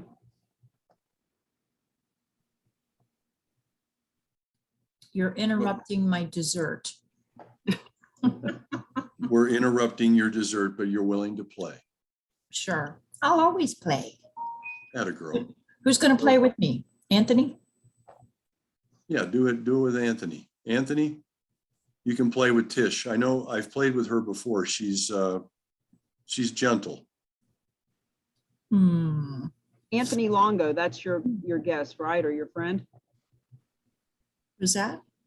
What? I was thinking that you invited him, but that's right, you didn't. No, I don't know Anthony. But There he is. I have his phone number and I'm gonna talk to There him. he is. Okay, there he is right there. Different Anthony. Unmute yourself. That's okay. You're on the hot seat, Anthony. Thank you, Anthony, for jumping in. So Tish, let's set this up. Yes. So who are you calling right now? Who am I calling right now? Let's see. I'm gonna call, there's so many different avatars, man.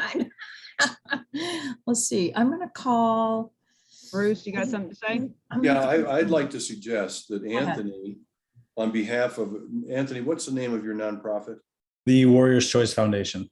Okay, I would like to suggest that Anthony, understanding that he's just had a brush with the information that we've shared today, have a call with Tish, okay?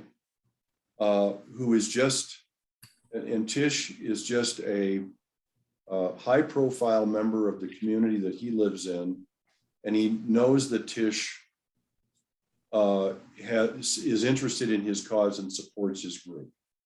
And Anthony is asking for help to extend the knowledge and find someone who might be interested in knowing more about gifts of real estate. Not that you, Tish, are going to be the person who's giving the real estate. You're just going to help Anthony. Anthony wants to think this through with you. Okay.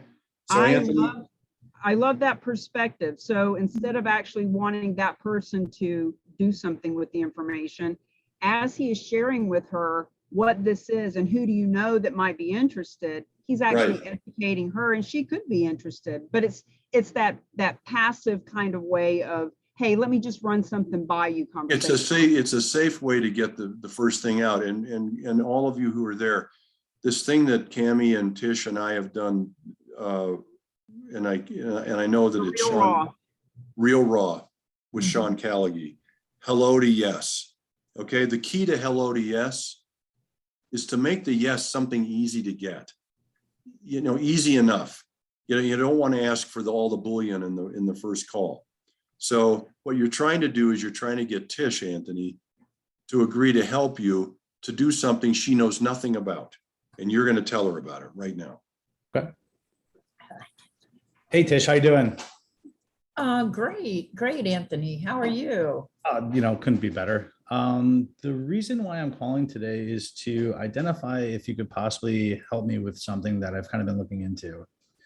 It has to do with the Reality Gift Fund, and what it is, it's a fund that helps local charities to help with obtaining funds through real estate transactions. And what we're looking at doing is trying to figure out more ways to interact with our community so that we can raise these funds, and also at the same time help with the sellers of these properties in receiving some tax benefits and donations for their future income or future projected incomes. Well, What's that? never mind. Go ahead. I'm not so sure how I can help, but because I'm not quite following what you're saying, but go ahead. Well, we're trying to look at ways that we can get into the donor advised fund community foundations to help us raise more money for our foundation and operational expenses through our endowment by using real property and dealing with advisors who can help with. Anthony, let me stop you. Got it. Because this is what people normally do. Thank you so much for playing. This is an actual example, and I love it. Thank you. You're trying to explain something that you've only just learned about one time. Yeah. So back to the story, stop talking. Got it. Charitable real estate. If you were to share a story that you heard on here, hey, Tish, I've got this nonprofit that I'm really passionate about. I just heard a story. I just sat in on a class. I just met some people, right, that are talking about how nonprofits all over the country are getting huge donations. It has something to do with real estate and stuff like that. But our nonprofit would really be able to help a lot of veterans, a lot of warriors, if we were to get these donations. And I'm just wondering, who do you know? Who do you know that is in real estate or that is a financial advisor? Or in other words, to just share a little bit of the story, yep, as opposed to trying to get down in the weeds. Because here's what I know, the average person has no clue what a donor advised fund is. I didn't know what it was. I couldn't even say it for 6 months. Donor advised fund, DAF, DAF. Nobody knows what that is. So let's share a story of emotion of what we heard in the story and how it can benefit our nonprofit, and get her emotionally bought into wanting to help you, as opposed to completely confused and not having a clue what you're talking about. Got it. The other thing I would do is write down on a piece of paper, charitable gifts of real estate. That is the simple phrase that you're going to use to transfer the information, the story that you're about to say, instead of saying it, there's 40 different ways of saying it. Charitable gifts of real estate. Tish, I just heard of an interesting story. You know how great our nonprofit is, et cetera, et cetera. I just heard a story, participated in a class about charitable gifts of real estate. And then go on, but find the phrase that sets the tone and explains the topic in the shortest number of words possible. Charitable gifts of real estate. Mhm. Definitely. So I'm All gonna, right. So let's try it again. Share a story with her and speak from your heart, Anthony. We don't want to put words in your mouth. We just want to keep this really simple for you. So this is perfect. It's great. Thank you for playing. Share this, whatever you heard today that would benefit your nonprofit, share it with her. Roger. Hey Tish, how you doing? Great, great. Anthony, how are you? Pretty good. I wanted to touch base with you today because I just heard a story on charitable gifts that help nonprofits such as ours. And, I would really like to kind of explore avenues of anybody who you might know that would be interested in partaking in this. Charitable gifts of what type? Of real estate. Interesting. Okay. Okay. Tell me more. So what I heard is that the opportunity for people to donate real property, and it helps benefit nonprofits and their missions and what they're doing. It really kind of helps with a large portion of the funding. And that's kind of where we're at. Again, I just heard this today through a class, and I kind of wanted to explore if there's anybody who you may know that might be interested in helping a charity such as ours with addressing the needs of combat veterans. By donating real estate. Yes, ma'am. Okay. Gee, I don't know. I'd have to think about that, I guess. How does that work exactly? Well, we are looking at a partnership with the Realty Gift Fund, and they have more information. I can definitely put you in contact with them where they would be able to handle and answer more questions if the investors that you have would be interested in that, or potential donors. Yeah, I'd have to know a lot more about it. So you know what, I'd suggest Can we we turn stop this there. around? Let me do it. Let's do Sure. what Bruce does this. Yeah, sure. Because Turn it around. I'm talking to people all the time about it. So, and while I'm far from perfect, it might give Anthony some inspiration. Yeah, that's why we're doing it. Okay. So Anthony, you and I kind of know each other because I'm a vet, and I am really, and I support veterans organizations and things like that. And we met at some event just recently. Ring, ring. Hello. Hello, Anthony. This is Tish Jeleno. We met at such and such event just recently, and I heard you speak about your nonprofit. And do you have a minute to talk? Yeah, go ahead. How you doing? Good.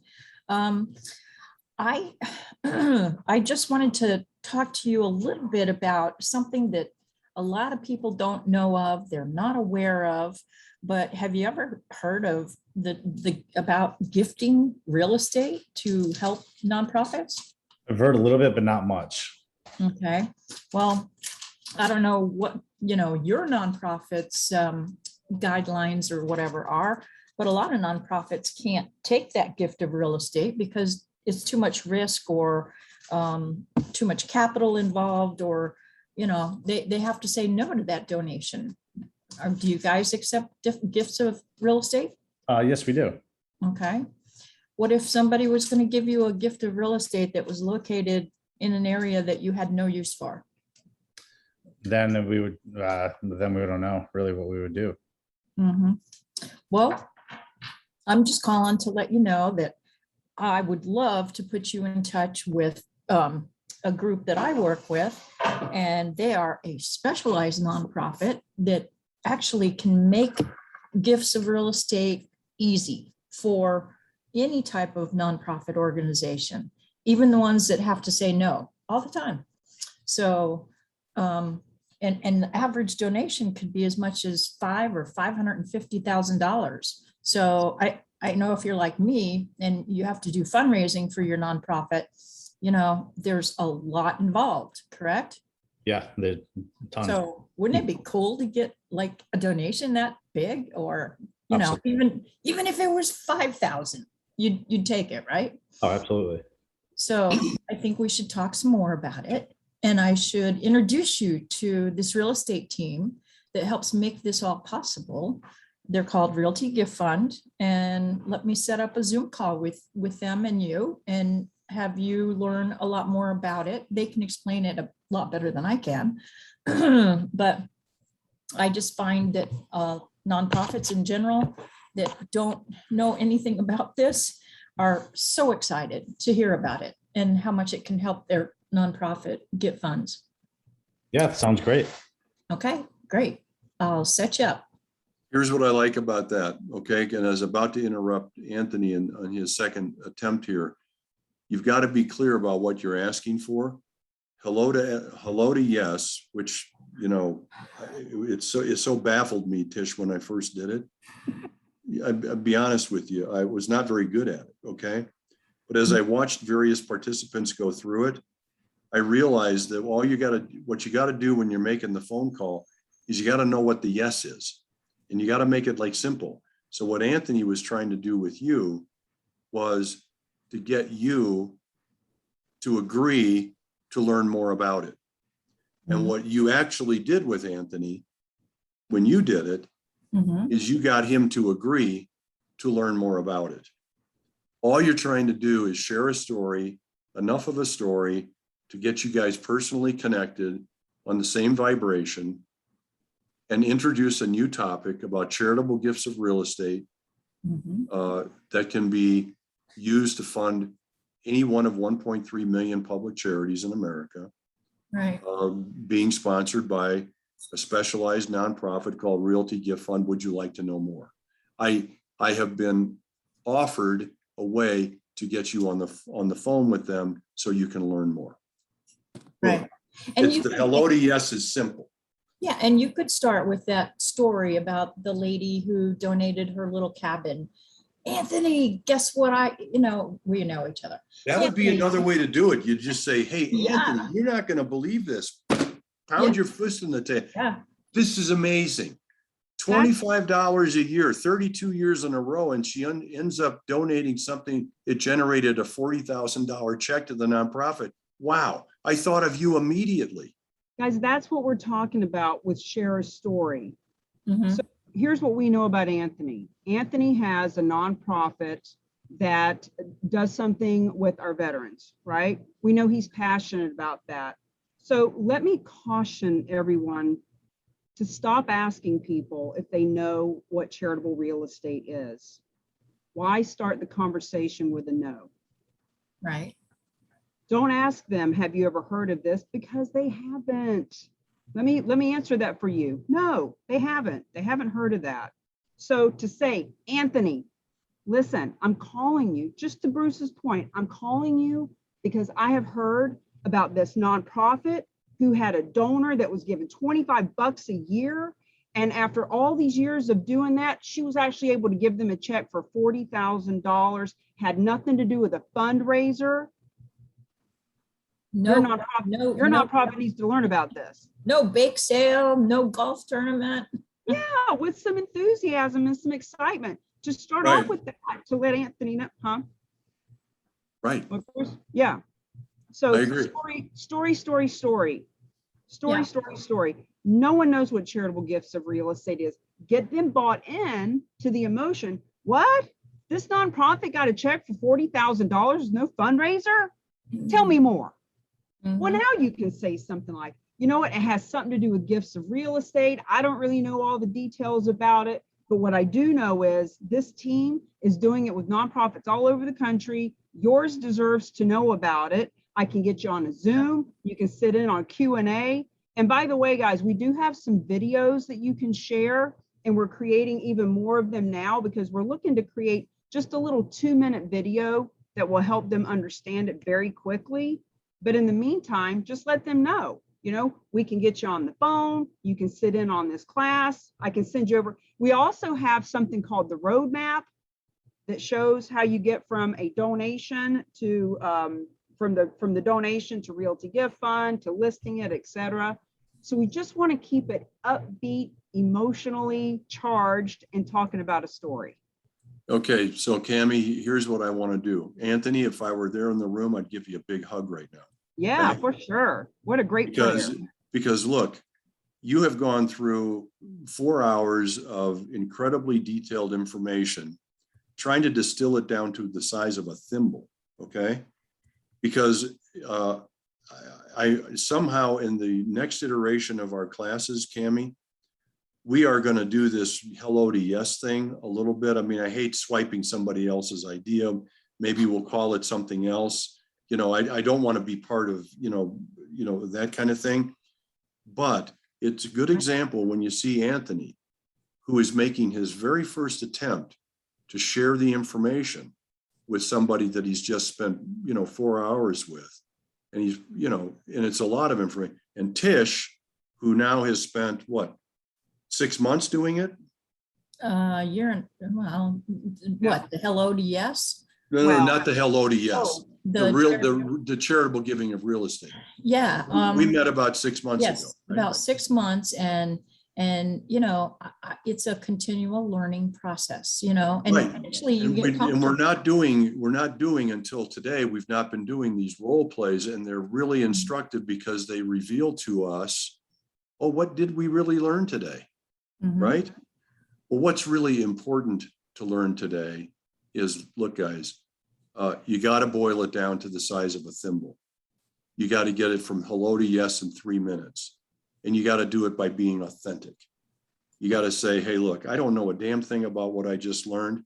All I know is that I heard about a nonprofit who was receiving $25 a year for 32 years from this woman who was able to give them $40,000 from a gift of real estate.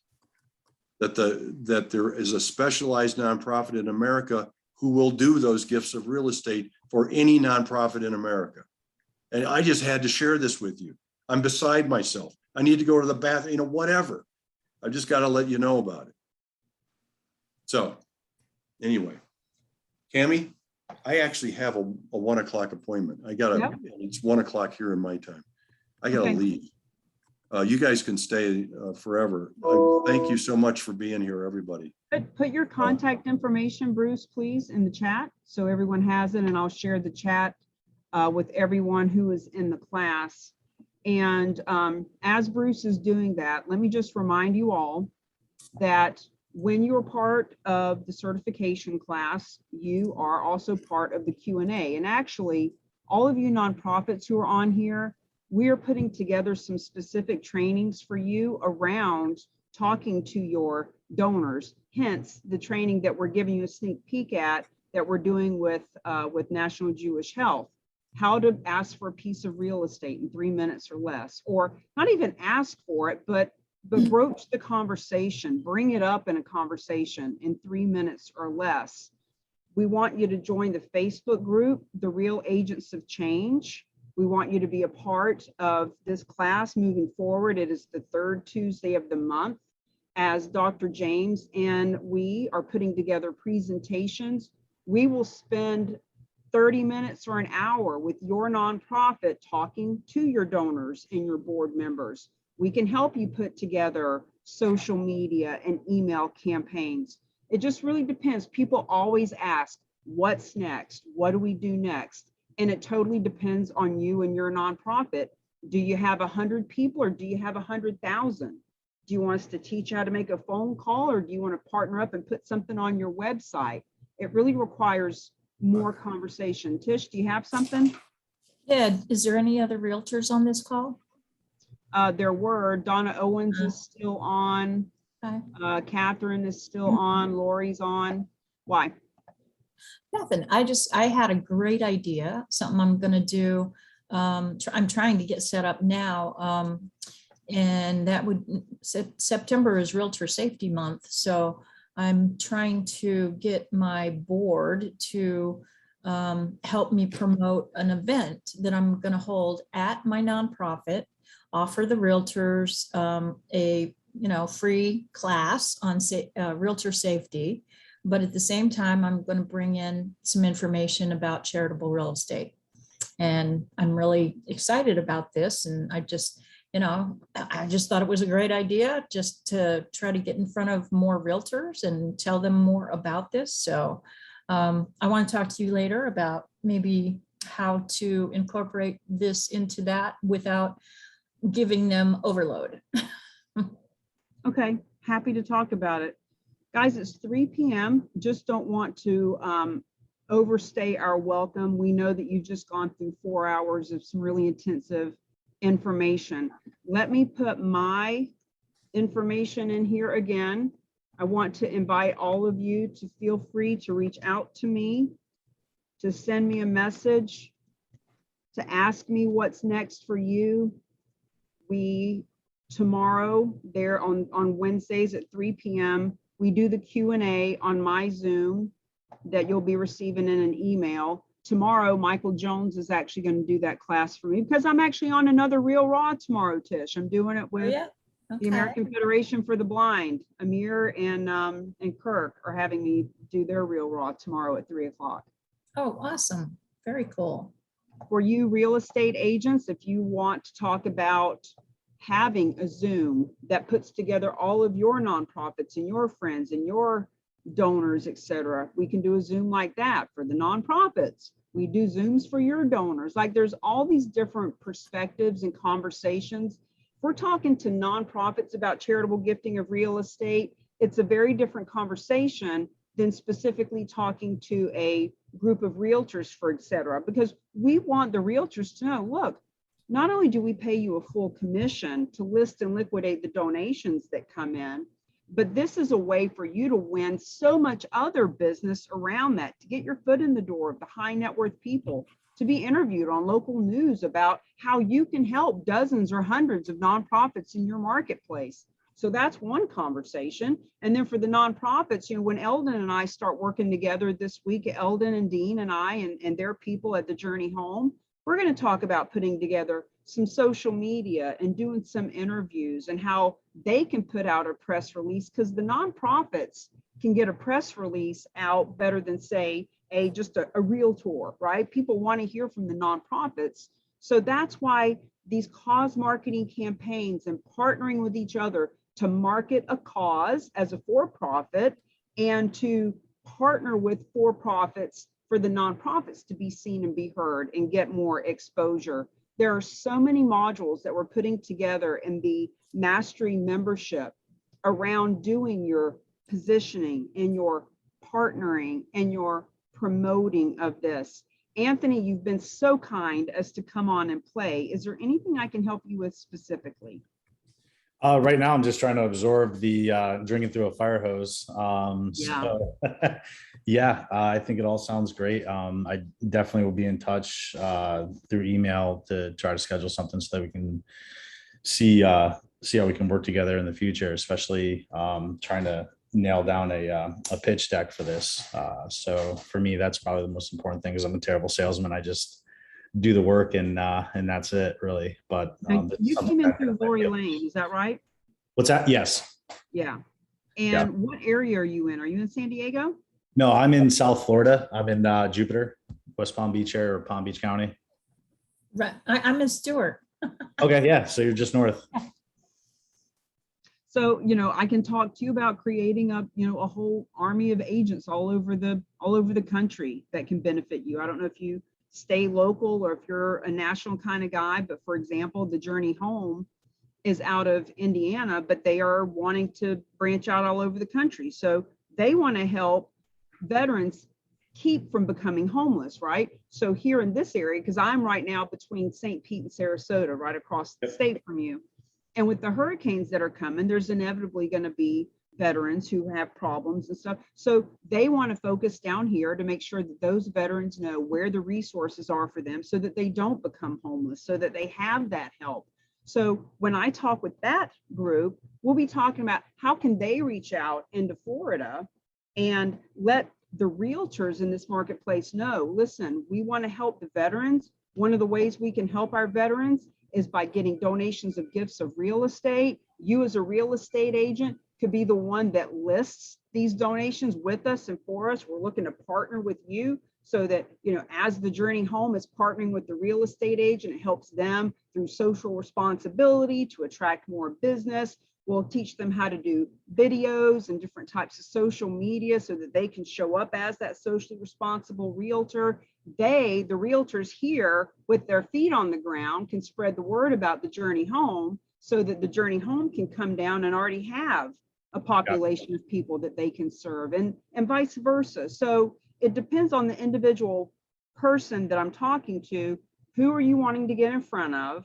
What are you wanting to have happen? And what are you passionate about? And then we can put together a cause marketing campaign. So are you wanting to be seen all over the country? What's your business model, your mission? Yeah, the business model is to be a national recognized organization because we're focused primarily with combat veterans and transitioning back home and providing services that are tailored to each specific person. A lot of the benefactor or beneficiaries that we've had are San Diego, Montana, New York.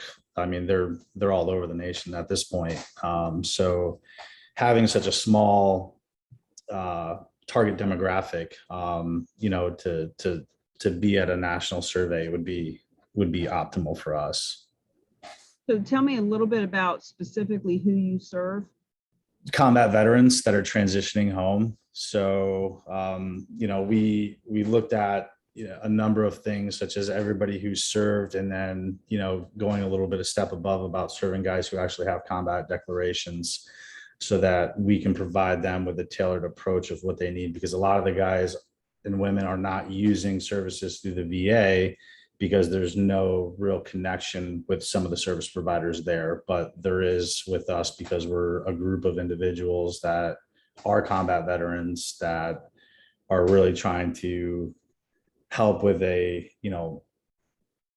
personal development approach / service dog opportunity for them to have a better living future with their family. So you're helping to provide some service dogs for these individuals, right? Service dogs and other services, yeah, for what they need.